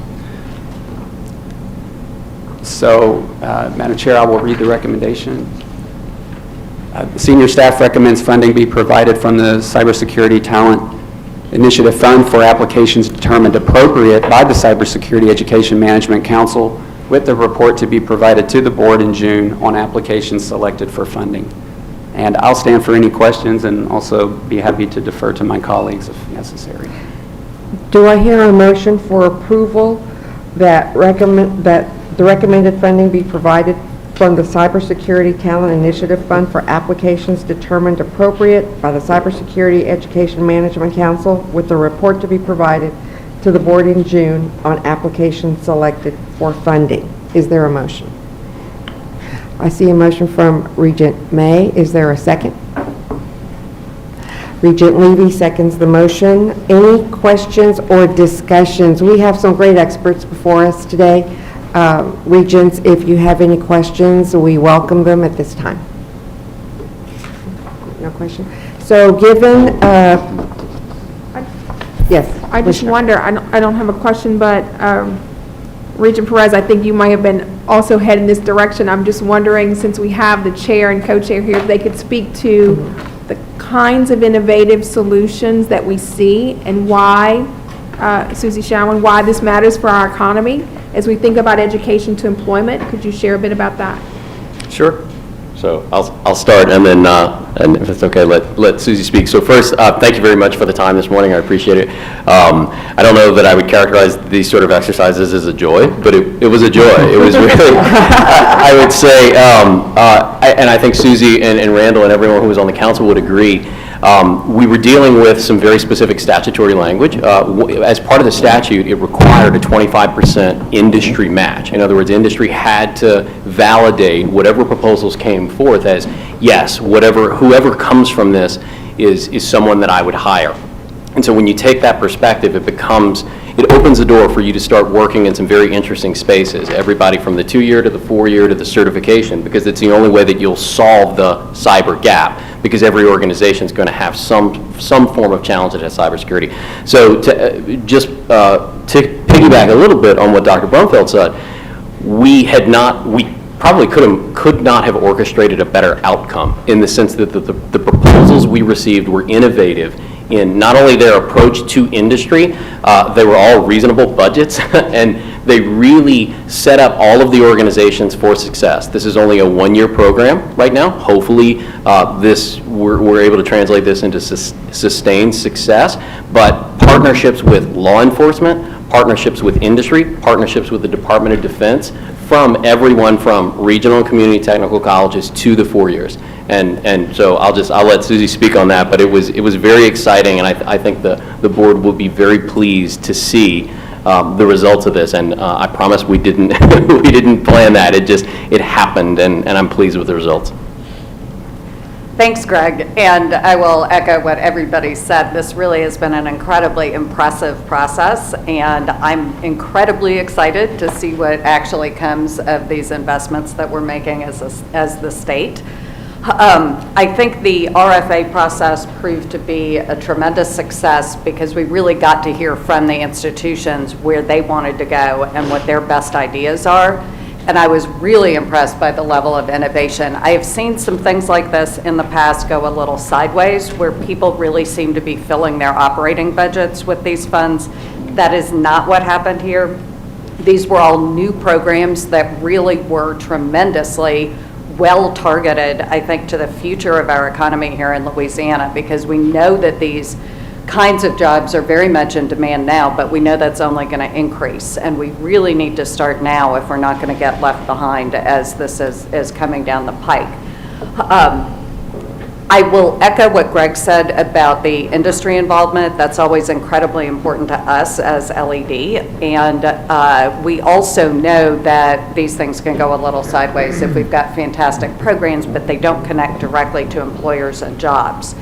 Because if students graduate from these programs and they don't have the opportunities in front of them now and then into the future, they're not going to recommend these programs to their friends, and we're not going to get the kind of participation that's necessary. But these industry partnerships, I think it's easy to look at a 25% match and look for a check being written and think that that tells the story. I'm really pleased that that is not where our applicants went. They really went into engagement and participation with the industry as full partners. So what we're seeing is internships and apprenticeships, our industry partners taking time to actually teach the students themselves to create curriculum and things like that, that I think matter far more than writing a check from the industry foundation or something like that. Not that we're negating the importance of investments of that type as well. But I think the way that our applicants clearly built the relationships with their industry partners gives me real confidence that these programs are tied to jobs and will drive success and growth on the part of our businesses here in Louisiana. Thank you for that. I hear you speaking to components of some kind of evaluation process. Can you address that more specifically? What will success look like? Sure. So the statute says the statute makes it very clear that in order for this to be measured and to be successful, it has to put specific metrics in place. The metrics of the statute are jobs. That admittedly was a challenge for a number of our institutions because their job is not to create jobs. They just produce the candidates who fill those jobs. So the metrics we saw ranged from actual numbers of internships, numbers of interviews, numbers of students recruited. Every applicant had to provide not only an exhaustive list of the metrics that they intended to measure, but also the methodology by which they were going to measure those metrics. So this could not simply be, we had a couple of career events, although that was part of the metrics, but the primary focus is jobs. There's a very high ROI, if not in dollars, certain in jobs. To be able to point to within, at the end of a year, these applicants and these proposals produced X number of candidates who were industry ready and certified. And to Susie's point, you had industry saying, yes, I would absolutely hire this individual because they satisfied my requirements. So the metrics were a core part of our rubric and a core part of our evaluation, in addition to all the normal evaluation things you would take into consideration, such as budget and narrative. Thank you. So I will make one final comment, and I think Randall would say this. The other remarkable part of this exercise, and I believe Susie would echo this, there was consensus. There was, the moment the applications came in, we had everyone from Louisiana Chemical Association to every institution, and everyone took a fair assessment of it, and we all came back, and there was the meeting. We had to deal with one potential issue. The top 7, unanimous consent. I mean, just everyone agreed. This is remarkable consensus. There was no infighting or anything like that. So it's great. I wish all evaluations were that simple. That's great. That's great. Is there any other insights that you'd like to share with us today? From either of you? From anybody at the table? No? All right, any other questions from the Regents? No, thank you. We had a motion and a second. Were there any other questions, any further discussion? Hearing none, the motion passes. Thank you very much. Thank you. Next is item number 5, the Student Success Council Quarterly Report from Dr. Brumfield. Thank you, Madam Chair. I will begin by saying and reiterating my gratitude to my colleagues for being here today. So thank you. Thank you, Dr. Craig. I appreciate that. Need to stay on track with my PowerPoints here. Thought I've had plenty of practice up to this point with Zoom. Okay. All right, so for the Student Success Council Quarterly Report, I will first acknowledge the service of Regent Vadrine to the Council. Thank you for your participation and efforts. Certainly it goes far from the student perspective, but also for the board as well. So thank you for your contributions to the work of the Council. As you may recall, the board members that were on the board at the time in January, we did staff did bring forward to you the establishment of the Student Success Council. The work of the council is really to help identify issues and obstacles and to develop solutions, be it in practice or policy recommendations for helping students, current students, future students, adult students from all walks of life to be able to be successful in a post-secondary career and to be able to earn the credentials necessary to help Louisiana prosper. And so having the work of the council be formed through the lens of students, practitioners, faculty, those who are in K-12, those who work with economic development and the Department of Education and so forth, really help identify some of those issues and solutions and collaboration all together.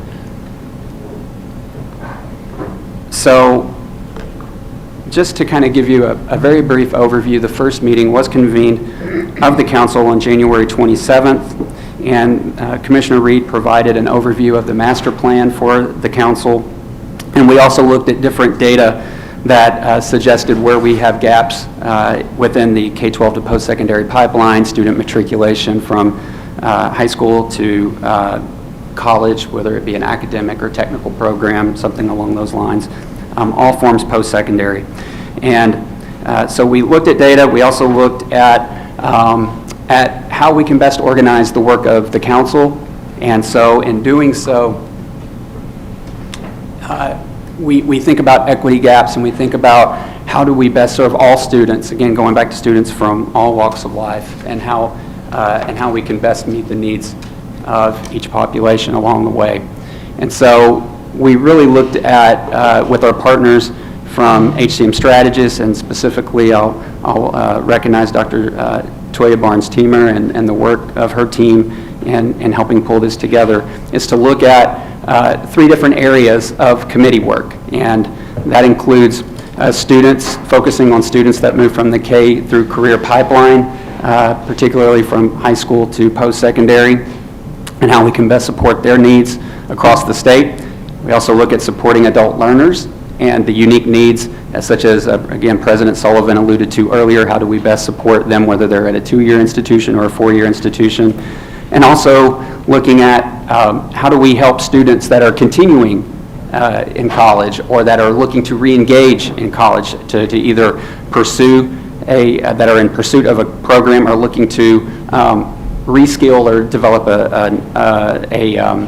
a credential or earn another credential beyond the one they already have, so to advance their education.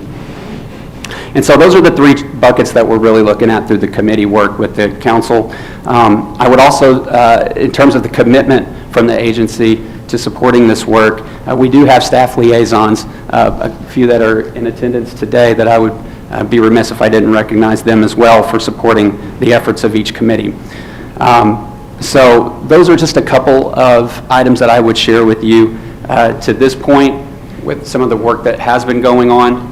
and that these subcommittees do meet in between each quarterly Student Success Council meeting.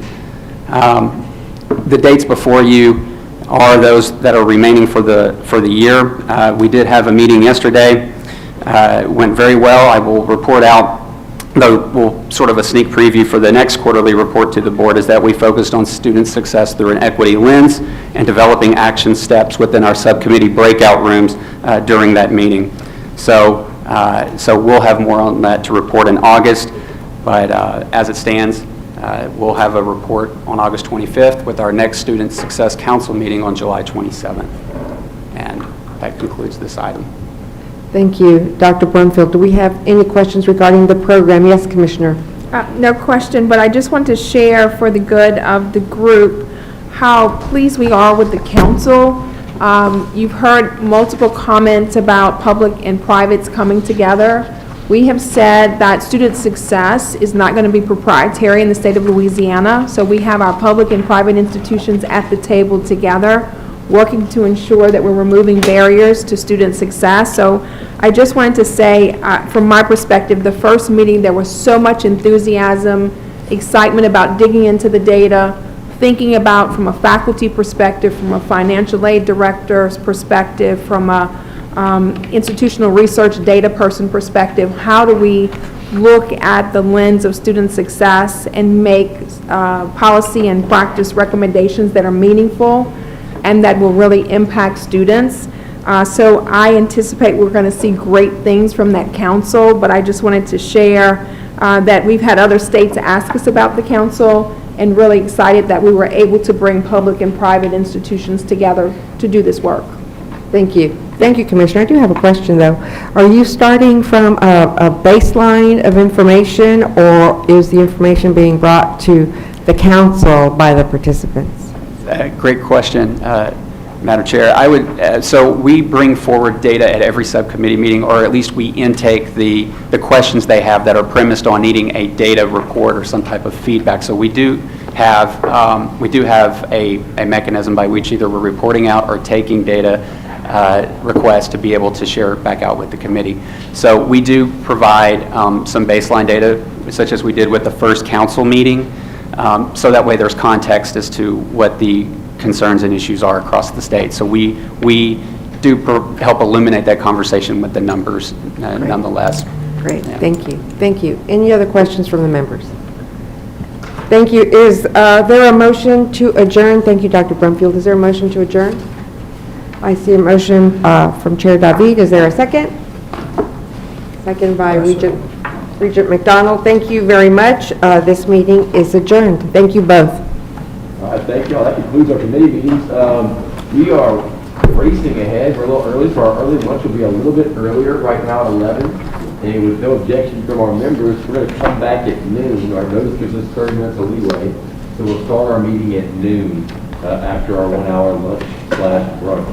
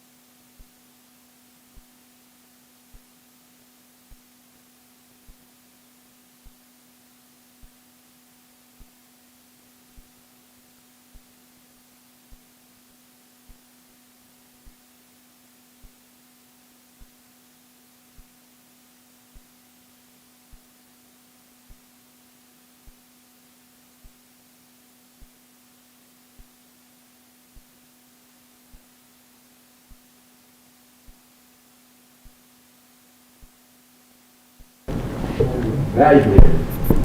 All right, call the April meeting of the Board of Regents to order. As a reminder, the meeting is currently being live streamed. Members also remember to speak directly to your microphone so people watching online can hear you clearly. Christine, will you please call the roll? Regent David? Yes, here. Regent Ewing? Regent Finley? Regent Levy? Here. Regent May? Here. Regent McDonald? Regent Meir? Present. Regent Perez? I'm here. Regent Pryor? Regent Solomon? Regent Sterling? Here. Regent Temple? Here. Regent Seal? Here. Regent Vadrine? Here. Regent Weil? And Regent Williams Brown. We have a quorum. Thank you so much. Next item on the agenda is for public comments. Christine, has anyone signed up to make a public comment? No, sir. Okay, we'll move on to the approval of minutes for March 24th, 2021. Members, you received a copy of the minutes for the March meeting. Do I have a motion to approve the minutes of the March 24th, 2021 meeting? Regent Temple moves, Regent Perez seconds. Any objection? Hearing none, the motion passes. Next, I guess I'll talk a little bit. Again, Regent Sterling, welcome for those who work here for the committees and for your swearing in to our full board. And I would like to, like my predecessor, recognize Regent Vadrine to tell us the student update, please. Again, good. Yeah, you're on. It's on? Uh-huh. Okay. Good afternoon, everyone. Again, on April 10th was a bittersweet moment for all of the student body presidents in the state of Louisiana as we gathered together for our last COBS meeting. So at this time, I would really like to thank Ms. Nikki and Mr. Harold and of course Ms. Aaron for all of their hard work and dedication to the COBS and also all of their leadership and support throughout our entire term, and we want to thank you all. I also want to recognize LDH for allowing us to have a partnership with them throughout this entire academic school year, and we're excited to say that we will be continuing this partnership with our successors within all of the campuses. Texas Instrument, I've been having conversations with them in regarding to the ACT prep so that we're able to get that on all of our campuses in the state of Louisiana. So we will be meeting with all of the new incoming SGA presidents in reference to getting the ACT prepped on their campuses. And as we approach the final days of the semester, I do want to say that our students have been enjoying these last final days, as a lot of our presidents have been putting together some events to bring them back to some sense of normalcy, especially preparing them for finals. So we're really excited about that. And as we continue to push forward, we're encouraging our students to continue to do what's best for them for all of their academics. Thank you so much. And Julie, Regent Vadrine didn't mention it, but tomorrow is your last exam, correct? Yes, sir. So congrats on He said they're very happy.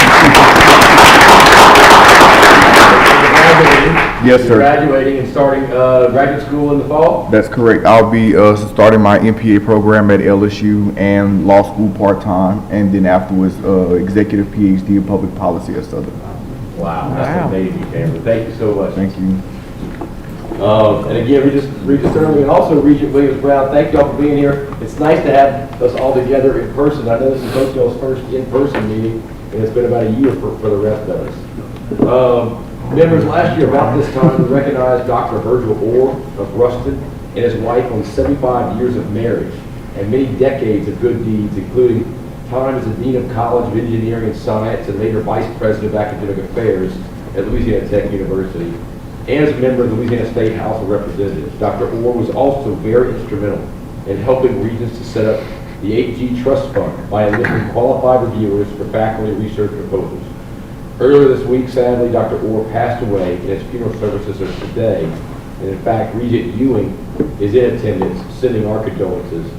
But all of us, I know, have a brief moment of silence and prayer for Dr. Virgil Orr, honoring all the good works he did for us.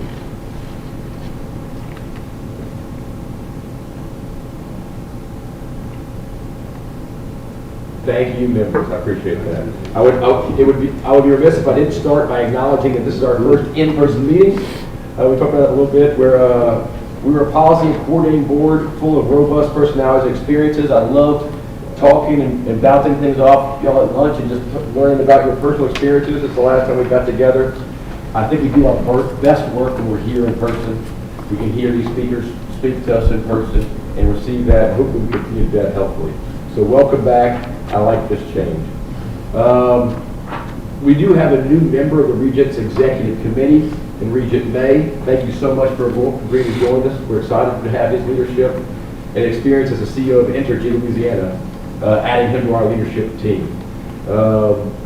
Members, can I get a motion to approve Regent May's appointment to the Executive Committee? I move the motion. Regent Seal, and a second by Regent Temple. Any questions? Any discussion? Any objection? Hearing none, the motion passes. Congratulations to Regent May. Thank you.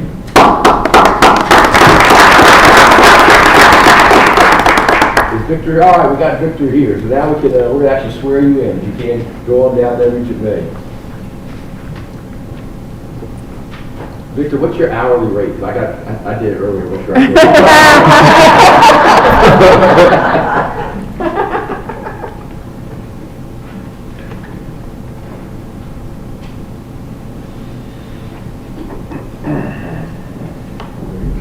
Please raise your right hand. I state your name. Do solemnly swear that I will support the Constitution and the laws of the United States and the Constitution and laws of this state, and that I will faithfully and impartially discharge and perform all the duties incumbent upon me as member of the Executive Committee of the Board of Regents, according to the best of my ability and understanding, so help me God. Welcome aboard. Thank you.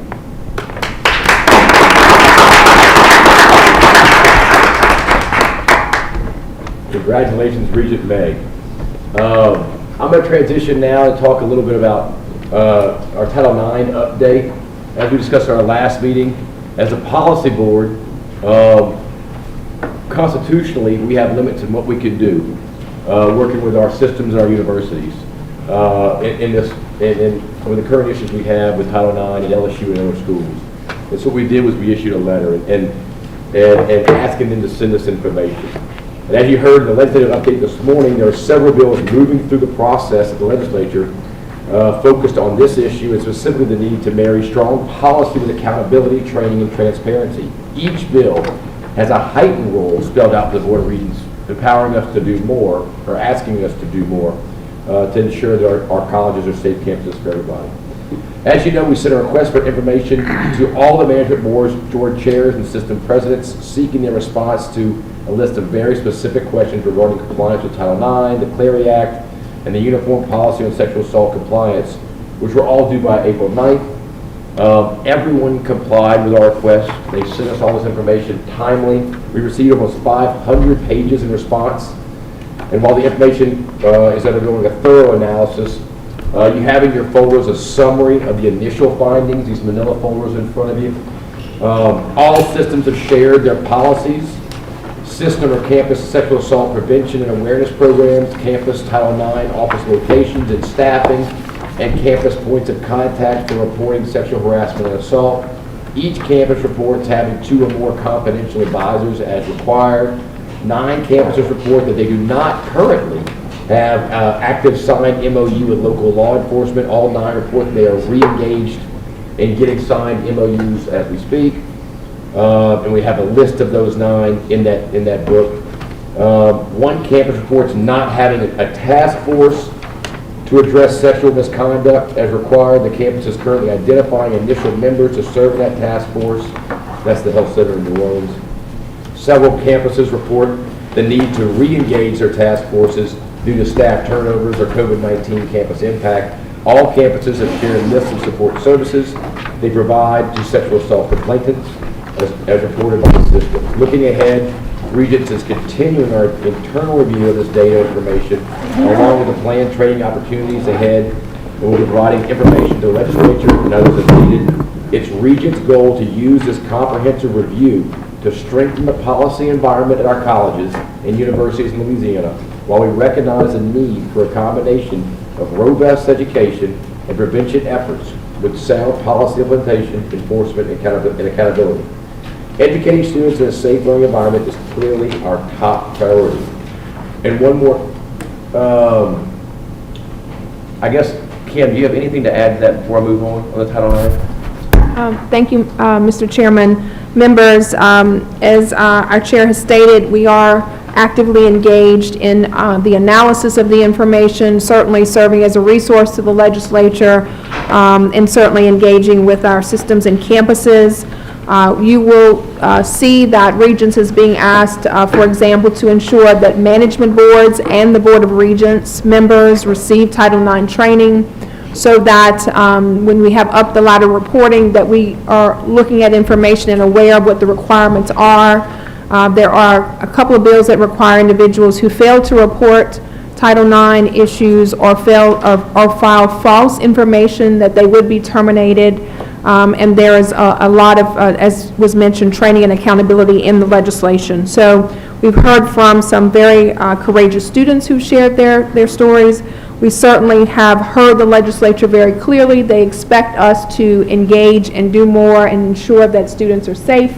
And so we are fully engaged and committed to making sure that we are learning from systemic failure and that we are bringing all parties together to ensure that we are getting better and getting better quickly.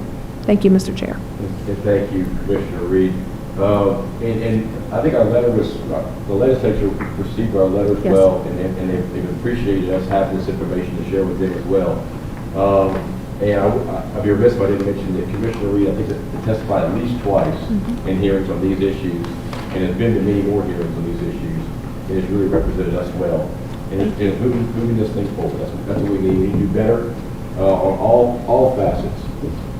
I have to remind y'all too, guys, it's really important to do your financial disclosure forms with the Board of Ethics. They're due, was it May 15th? May 15th, so fill out your forms and do that. It's not that hard to do it, but if you don't do it, you can get in trouble. So Christine will be on top of you. Please give her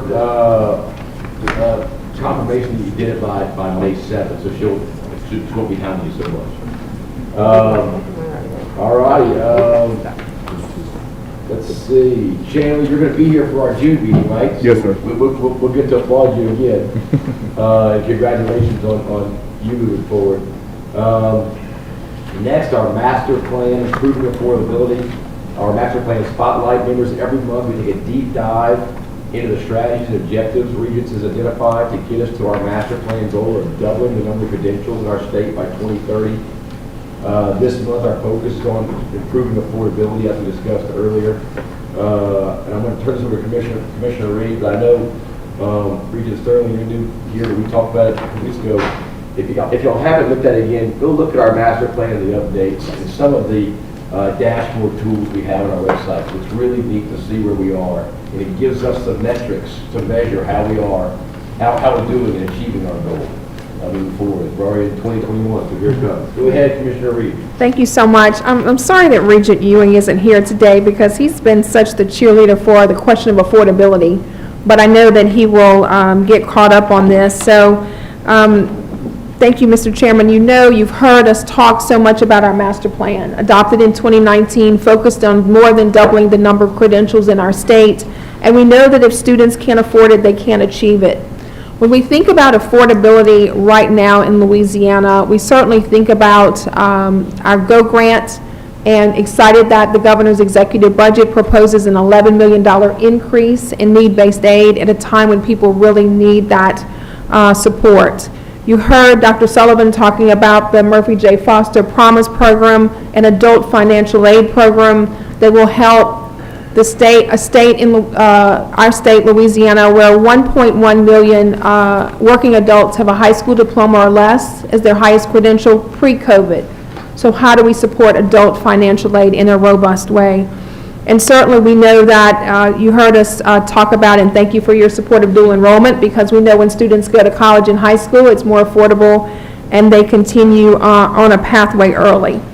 So all of that collectively is important to us. We thought it was an important moment for us to really look at the GO grant, and really appreciate HCM strategists partnering with us to really take a close look at the GO grant. And Dr. Rachel Sharp is with us, and she can come to the table to present a GO grant affordability study. Dr. Sharp has spent over 15 years with the state of Washington's higher education state agency, the Washington Student Achievement Council, where she helped to expand state need-based aid, develop an affordability framework for policymakers, and increase educational attainment. She's previously worked 15 years at 2-year and 4-year campuses in college access, admission, and financial aid, so she knows this topic well. And we really are grateful that she has taken the time to do a deep dive on Louisiana's GO grant. So she has a report and recommendations to share with you. So Dr. Sharp, thank you for being with us and sharing your expertise. Thank you. Thank you. Is this working okay? Great. Thank you for the opportunity. I've been told I could remove my mask for the presentation. I am double vaccinated, so it's a pleasure to be here. Also, my first in-person meeting since COVID began, so it's a pleasure on many fronts. I've really enjoyed this project, and thank you. Is that better? A little bit louder, that's okay. Thank you so much. And then the next ticket will be how to get the PowerPoint up. Just the next slide. Just advance the next slide. It should be embedded. There we go. Perfect. Thank you so much. I think you showed me that. Thank you so much. We have provided to you a comprehensive evaluation of the GO grant program, a small but mighty and important program in Louisiana. And to develop that report, we conducted a literature review. We spoke with 11 representatives from your campuses, financial aid administrators, campus leaders. Still okay? Yeah. Work on the bottom. And we also, there we go, and we also spoke with Board of Regents staff and staff from Louisiana Office of Student Financial Assistance. I really want to thank Terrence Ginn, Matthew LeBroy, Kim Kirkpatrick, and Dr. Swan Boutte for their assistance. Without their support, this would not have been done quite as comprehensively. Your dashboards that you mentioned, your publicly available data, your fact books, the Financial Aid 101 program statistics that are available were all very helpful. And the administrative data set that we received from the Board of Regents, which contained 73,300 Pell Grant recipients, along with 23,600 GO Grant recipients from 27-18. And then we looked at that year continuing into 18-19 and 19-20. We also reviewed financial aid packaging policies from all of the participating institutions in the GO Grant program.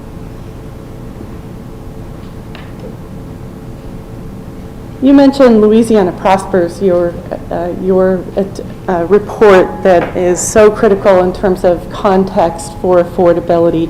I'll go through this very quickly because I know you know this well. But that report really makes an important case for the role that financial aid plays in supporting students. And prior to the pandemic, as you know, Louisiana has been inching along, reaching 47% with a certificate or higher as progress toward your goal of 60% of working-aged adults. But we see uneven access to higher education and opportunity to compete for family-sustaining jobs. Looking at associate's degree or higher across the regions in 51 parishes, the majority of working-aged adults, over 70%, are without some sort of post-secondary attainment. And those parishes are 40% of Louisiana's population. 4 parishes have 40% or above of the working-aged adults with degrees. The talent imperative notes that the state struggles with poverty, with low attainment, And that was issued, as you mentioned, before the onset of the public health and economic crisis. A high incarceration rate, more disconnected youth than other states, the impact of hurricanes. We know increasing educational attainment, talking to the choir here, is absolutely critical to Louisiana's recovery. There are stark gaps in attainment by racial subpopulation, with African Americans representing over a third of the state's population, with an attainment rate 16 percentage points below the white population. The talent imperative calls for a commitment to addressing high rates of poverty and economic challenges with a broad approach to affordability to support the attainment goal. Need-based financial aid, the GO Grant program, addresses the #1 concern and barrier of affordability as a chief policy for Louisiana as we enter this economic recovery period. And although accessible, quality, affordable education is critical, Louisiana is not alone in being a state that has not been able to keep up the investments to higher education, pushing the cost burden onto students and families. But this state went further in the depth of cuts, reducing funding by 38% over a decade, a doubling of average tuition, which places Louisiana first in that rate of increase, second among states in the depth of cuts, and second lowest in per student funding. The result, higher tuition, can inherently make college less accessible for students with low incomes who are disproportionately students of color. Students look at tuition and they may just rule out college from that sticker shock, if you will. Even though the public four-year institutions enroll the majority of students, the tuition rates are more than double the community and technical colleges, and the four-year institutions enroll a lower proportion of low-income students as measured by the Pell Grant. So declining investments drive up tuition, and lower rates of low-income students are enrolling at the higher cost institutions. The role of financial aid is critical to offset those tuition increases. We know grant aid positively impacts enrollment, persistence, and attainment, and need-based aid specifically improves enrollment intensity, persistence, choice of major, and completion. And while it did decline, the state subsidy is the largest portion of your higher education investments and can really serve as an invisible scholarship as it holds back tuition increases. While the subsidy is more than financial aid, Louisiana prioritizes financial aid more than other states. 1/3 of your higher education appropriations go to financial aid, which ranks Louisiana third in grant aid per undergraduate enrollments. And of course, the lion's share of that funding is the TOPS program, your flagship financial aid program with GO Grant, the second largest. Among those top states, top 15 states with funding to financial aid, only a few are focused on mostly merit funding, and the GO Grant is the smallest need-based program among those states with the lowest per student award amount. The GO Grant has been serving students since 2007, and with possible new investments and the last review of the program about 10 years ago, this evaluation seems well-timed. The GO Grant funding in total has nearly doubled since it was created. After a few initial important increases, the program did hold flat in its funding for an 8-year period. And with some recent investments, of course, the proposal that you mentioned of $11 million. With campus-based award policies, the number of and flat funding, the number of students served fluctuates from year to year, with a swing of about 13,000 students with similar funding, served with similar funding.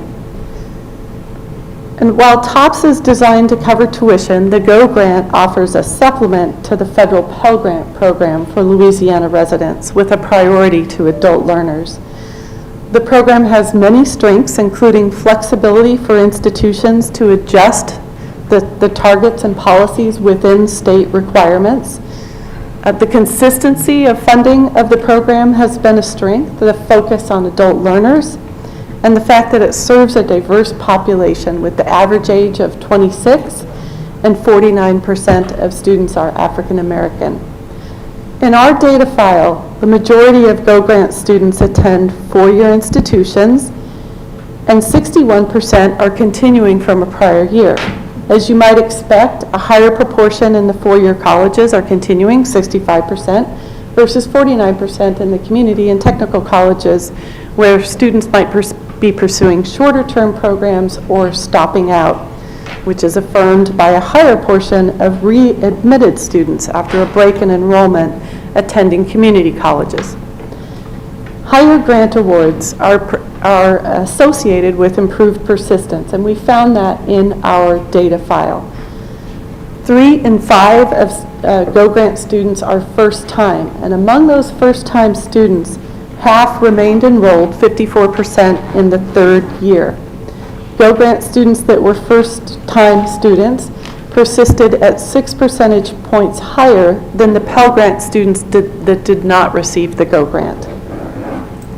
There's a greater impact in the community college and Southern university systems with 12 and 15 percentage point increases, respectively. So students with higher awards had higher rates of continuing into the second year as well. For example, 1,700 Go Grant first-time students with the maximum Pell Grant and an average Go of $1,300, 67% persisted into the second year. A key design feature of the Go Grant program is the flexibility for campuses to determine priorities within state guidelines. It's what we might refer to as a decentralized program, where campuses receive an allocation and are provided guidance within state requirements and are then able to identify and select and award Go Grant students on the state's behalf. Campuses who were interviewed shared their perspective on which students are important to target, and that varied from campus to campus. From their perspective, that flexibility is a key strength. This PowerPoint is in your packet, so you can read those quotes. I realized I was not advancing slides. I apologize. The interviews and campus policies revealed the details of additional criteria that institutions are using to select Go Grant recipients. Several expressed their belief that the program is intended to serve those who are not receiving the maximum Pell, and that belief existed primarily in the two-year colleges. Others believed Go Grant is best targeted to the very neediest of students who have a zero contribution, and that Go Grant and other aid will combine to cover the other costs beyond tuition. Only 2 campuses from our review required full-time enrollment for the initial award. Several noted a deadline, but many are first come, first served for students who meet the priorities. One campus noted a separate application since it is a limited fund source. That was the method they used to select students. Some ensure transfer students and re-entering students are treated on an equal basis as freshmen, which is required. Others take that policy and prioritize mid-year transfer students, although noting it's sometimes a challenge to identify who those students might be who has previously received a Go Grant. You can see the impact of those differences in campus policies reflected in the variable average expected family contributions. They are lower among the University of Louisiana system, which tends to prioritize the neediest students, and generally higher among the two-year colleges, which tend to prioritize higher EFC students. Another impact of campus-based policies and the 60% target that is required is that students are not receiving the full benefit of the maximum Go Grant award. The left chart shows the award maximums by system. The program maximum set by the state is $3,000, but 13 campuses are following that maximum award, and less than 2% of students in 17-18 receive the maximum award. Now we know part-time attendance is allowed, so that will be a factor as well, but institutions are required to reach students who have the most financial need, but cap that financial need which is all of the costs, not just tuition, but other costs, subtracting the family contribution, and then cap that need at 60% with grant aid or gift aid. That limitation and the campus-specific award amounts leads to the lower award averages that you see. And Go Grant students are borrowing. 77% of Go Grant recipients borrowed an average of $5,500 in the year, and for those who borrowed, that was $7,700. That said, they all are also receiving other gift aid besides the federal Pell Grant and the Louisiana Go Grant. That includes the federal Supplemental Educational Opportunity Grant, state grants, unfunded grants, or what might be referred to as tuition discounts or waivers. That range from $4,700 in the LCTCS system to $9,900 in LSU system. LSU really stood out for us in terms of gift assistance, which may reflect the Pelican Promise that provides funding to students who are within 150% of the federal poverty level. Overall, a third of Go Grant students receive TOPS at $6,800 for those TOPS scholars. This particular chart on the left, I know it's hard to see, but it is in your packet. We conducted this analysis both with our administrative data set, but it kind of stood out for us and we had some questions on it. So then we did it also with publicly available data from LOSFET and the Department of Education, the U.S. Department of Education, on their institutional Pell Grant data. And the pattern is the same. There was a few percentage point differences, but what this shows is that demand really outstrips the funding, and again, that variability in terms of how institutions are choosing to award the Go Grant, but also the allocation and distribution formula will have play a factor here as well. If campuses provided through their current policy the Go Grant to all of those Pell eligible students, we estimate it would cost an additional $50 million. So that $11 million would go a long way, covering about a fifth of the total need, again, at the current award levels. So we were asked, what do we think about the 60% of need requirement and what level should that be? And from everything that we've learned that I quickly shared with you today, we believe that percent of need target is no longer effective for the Go Grant program. And I'd like to say a few words about that. The policy was raised in our interviews. All but one believed it was not effective or that we don't know that it's effective. Interviewees appreciated other state policies, primarily the focus on adults. Some commented on some administrative issues, specifically the need to recalculate awards if enrollment levels or additional scholarships are received at the 14th day of the term, and that's made more complex with that 60% requirement. It requires more adjustments. Financial aid administrators generally express concern about being limited in their ability to target funding. Again, the two-year colleges would like to focus on tuition. Four-year colleges are concerned about gaps to cover all costs. Some appreciated the intention to target those students that we'll say are in the middle, but they're still Pell Grant students, so it's not really truly middle income. But they do so by targeting higher EFCs and think that that can be done without the complexity of the 60% of need target. Others say it interferes with the ability to reach the lowest income students. That 60% was established in a 2011 study by Noel Levitz and the Association of Institutional Research. And that study reviewed a similar data set, but also with high school performance data. And they noted that high school performance predicted retention, and the Go Grant, combined with the federal Pell Grant, overcomes differences in retention, which is similar to what we found.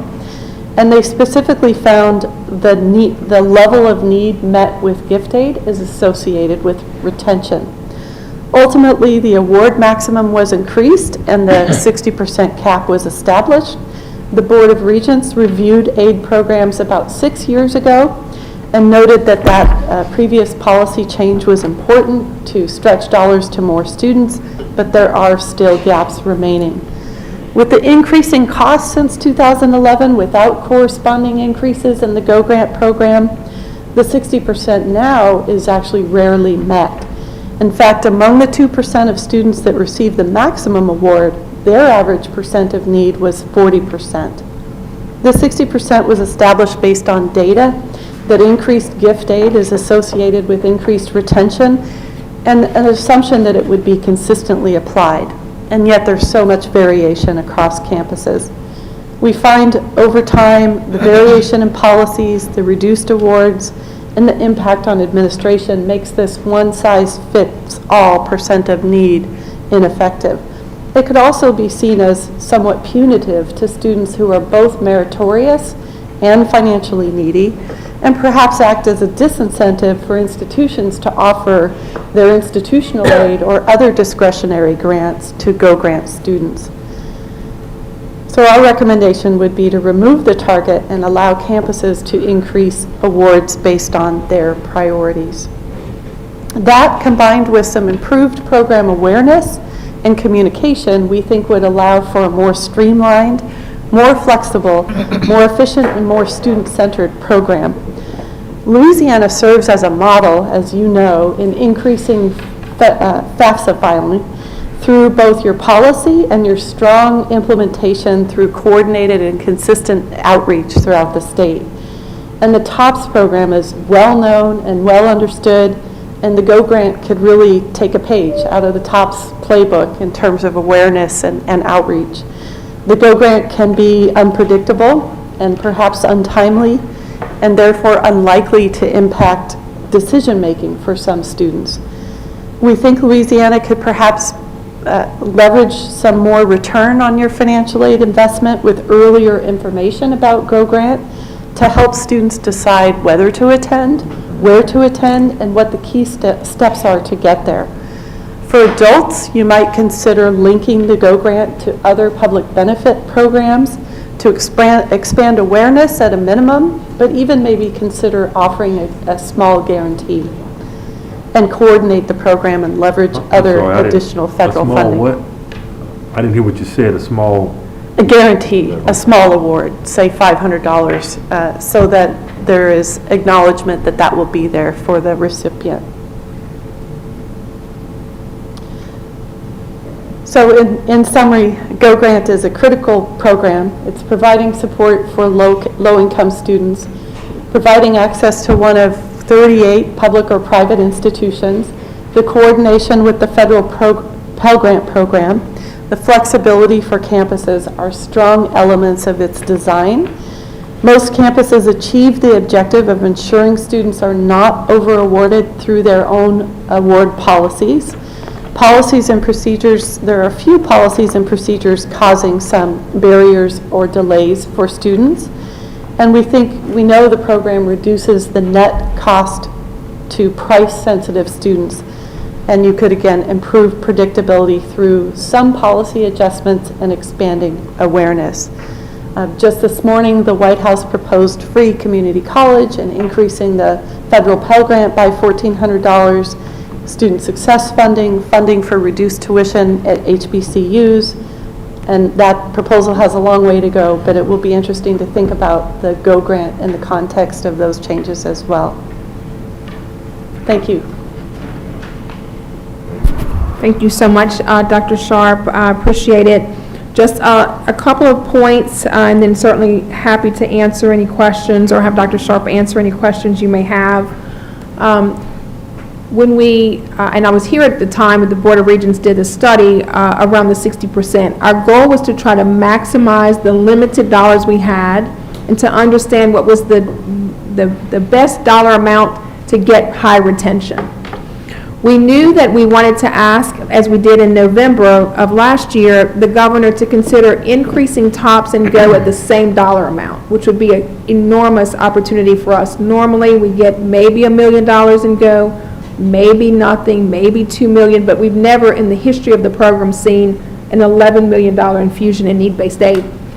So we knew this was a moment in time for us to look at the program, study the program, analyze it, so that in the event we got that infusion, we would have a robust study by which to say how to move forward. So we certainly know that no campus will over-award students. As Dr. Sharp has mentioned, we see that meritorious low-income students are being disadvantaged by the 60% target. And so I wanted to make sure that you are aware of these recommendations, which we certainly support, as we continue to focus on trying to make sure that we expand opportunity in our state. So with that, I thank Dr. Sharp, and I'll see, Mr. Chairman, if there are questions. Any questions from members? Well, thank you so much. I appreciate it. Members, can I get a motion to receive the report adopting the recommendations included? So moved. Second. Regent Perez and second by Regent Temple. Any further discussion? Let me just mention one other thing since we have Dr. Butte here. So the recommendations are to have a robust investment. We're pursuing $11 million, remove the target, and then have a statewide task force to review all of the information and analyze it to bring any additional recommendations forward. So I just wanted to acknowledge Dr. Butte, who is here. She does have a full range of financial aid advisors and other counselors at the ready to advance this piece. So more to come, but I wanted to make sure acknowledge that statewide group that will be doing some work, additional work. Thank you, Commissioner. We have a motion and second. Is there any objection to the motion? Hearing none, the motion passes. Now, let's talk about the committee reports and recommendations. At this time, we will take up all the committee reports from earlier today together, unless there's an objection. So if any board member or anyone present wishes to take up any of the committee reports separately, please let me know and we can consider them individually. Is there anyone who wishes to take up any of the committee reports separately? All right, I don't see anyone saying they want to, so we're going to do it together. Hearing none, do I have a motion to approve all committee recommendations from today's committee meetings together? So moved. Regent Seal, second from Regent Temple. Any further discussion? Any objection to any of this omnibus committee meeting report exception? Hearing none, the motion passes. We'll now move to item 8, reports and recommendations from the Commissioner. Dr. Reed. Thank you so much. First of all, so glad to see everyone. Just excited to be back together and continue to do this good work together. Just really, really grateful to be able to do that. As you know, and has been mentioned, we have lots of phenomenal data tools. Louisiana this last week joined the Census Bureau with what they're calling this post-secondary employment outcomes explorer tool. So they've added 4 states across the nation. You see the URL to the data tool there. It is a phenomenal tool, and I know that we're going to come back together as a board to talk about education to employment pipeline, but this is a tool that allows you to not only see the earning potential of credentials, but also to see where students in particular disciplines go, what employment, you know, if you major in business management, where do you actually end up going, and then geographically, it has a 50-state map, so you can click on a particular institution and see where did their graduates go. How many stayed in Louisiana? How many moved on? We are the first state to have HBCUs included, because we have 8, as you know. So now there are HBCUs included in this post-secondary outcomes data set. So I encourage you to take a look at that. Know that the chairman, I'm sure, is going to make sure we have a date certain to come together to do a more deep dive for board development around workforce skills and education to employment opportunities. So we'll look forward to that. The next slide, as you know, the governor has announced in terms of the mask that the mask will be retained in K-12, higher ed, and early childhood. We're continuing to see great partnerships with our campuses, providing clinics for vaccines and trying to make sure that we are addressing vaccine hesitancy. But we're also doing COVID conversations to really learn lessons from the field. And so I have 2 scheduled, one with the Digital Inclusion Task Force. As you know, digital divide was significant, continues to be significant in our state. And also we want to hear from faculty. And the question we always ask is, what's the learning? when we move beyond the pandemic, what do we want to keep and what do we want to remove as we think moving forward. So I will continue to share that learning with you, but really appreciate the opportunity to continue to talk to individuals who have walked this difficult, challenging journey for the last 14 months as we move the work forward. We also had lots of people to celebrate, but we know that the MVPs in our office are certainly our administrative professionals. And so we had a phenomenal breakfast to recognize these 8 women who are making it happen each and every day for our organization and keeping the trains running on time and the meetings moving and the zooming. And so to all of our admins, we love you and we appreciate you, and we absolutely could not do it without you. So Absolutely. we're proud of them. And then finally, this is Tulane Day at the Capitol, and so President Mike Fitz will be visiting us at the Board of Regents with our staff this afternoon. He's been an outstanding partner. Tulane has done so much to help vaccinate allied health students, faculty, and staff in a number of our campuses in New Orleans.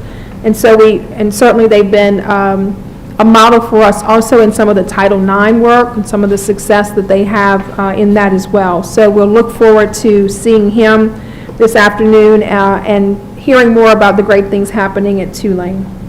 So with that, Mr. Chairman, that concludes my remarks. Thank you so much, Commissioner. Members who do not have a May meeting, you get the month off. We're all working. We're not going to be here in person. We will stay busy. We'll be back in person on Wednesday, June 16th with our joint Bessie Regents Board meeting, followed by our regular meeting.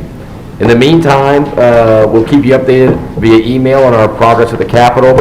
Get your forms filled in and give confirmation to our office so we can make sure you've, what's it, the ethics form? Yeah, ethics form, is that right? Yeah. Financial disclosure. There you go. Financial disclosure form. Yeah. One of those forms. And again, Chandler, congratulations on your graduation. Look forward to seeing you in June. I think you'll be back here for your last meeting then. Yes, sir. Any other business to discuss before the board today? All righty. Is there a motion to adjourn? Motion. Regent McDonald, second by Regent Temple. Any discussion or objection? Hearing none, we are adjourned. Thank y'all. Thank you. Regent Levy, we out early.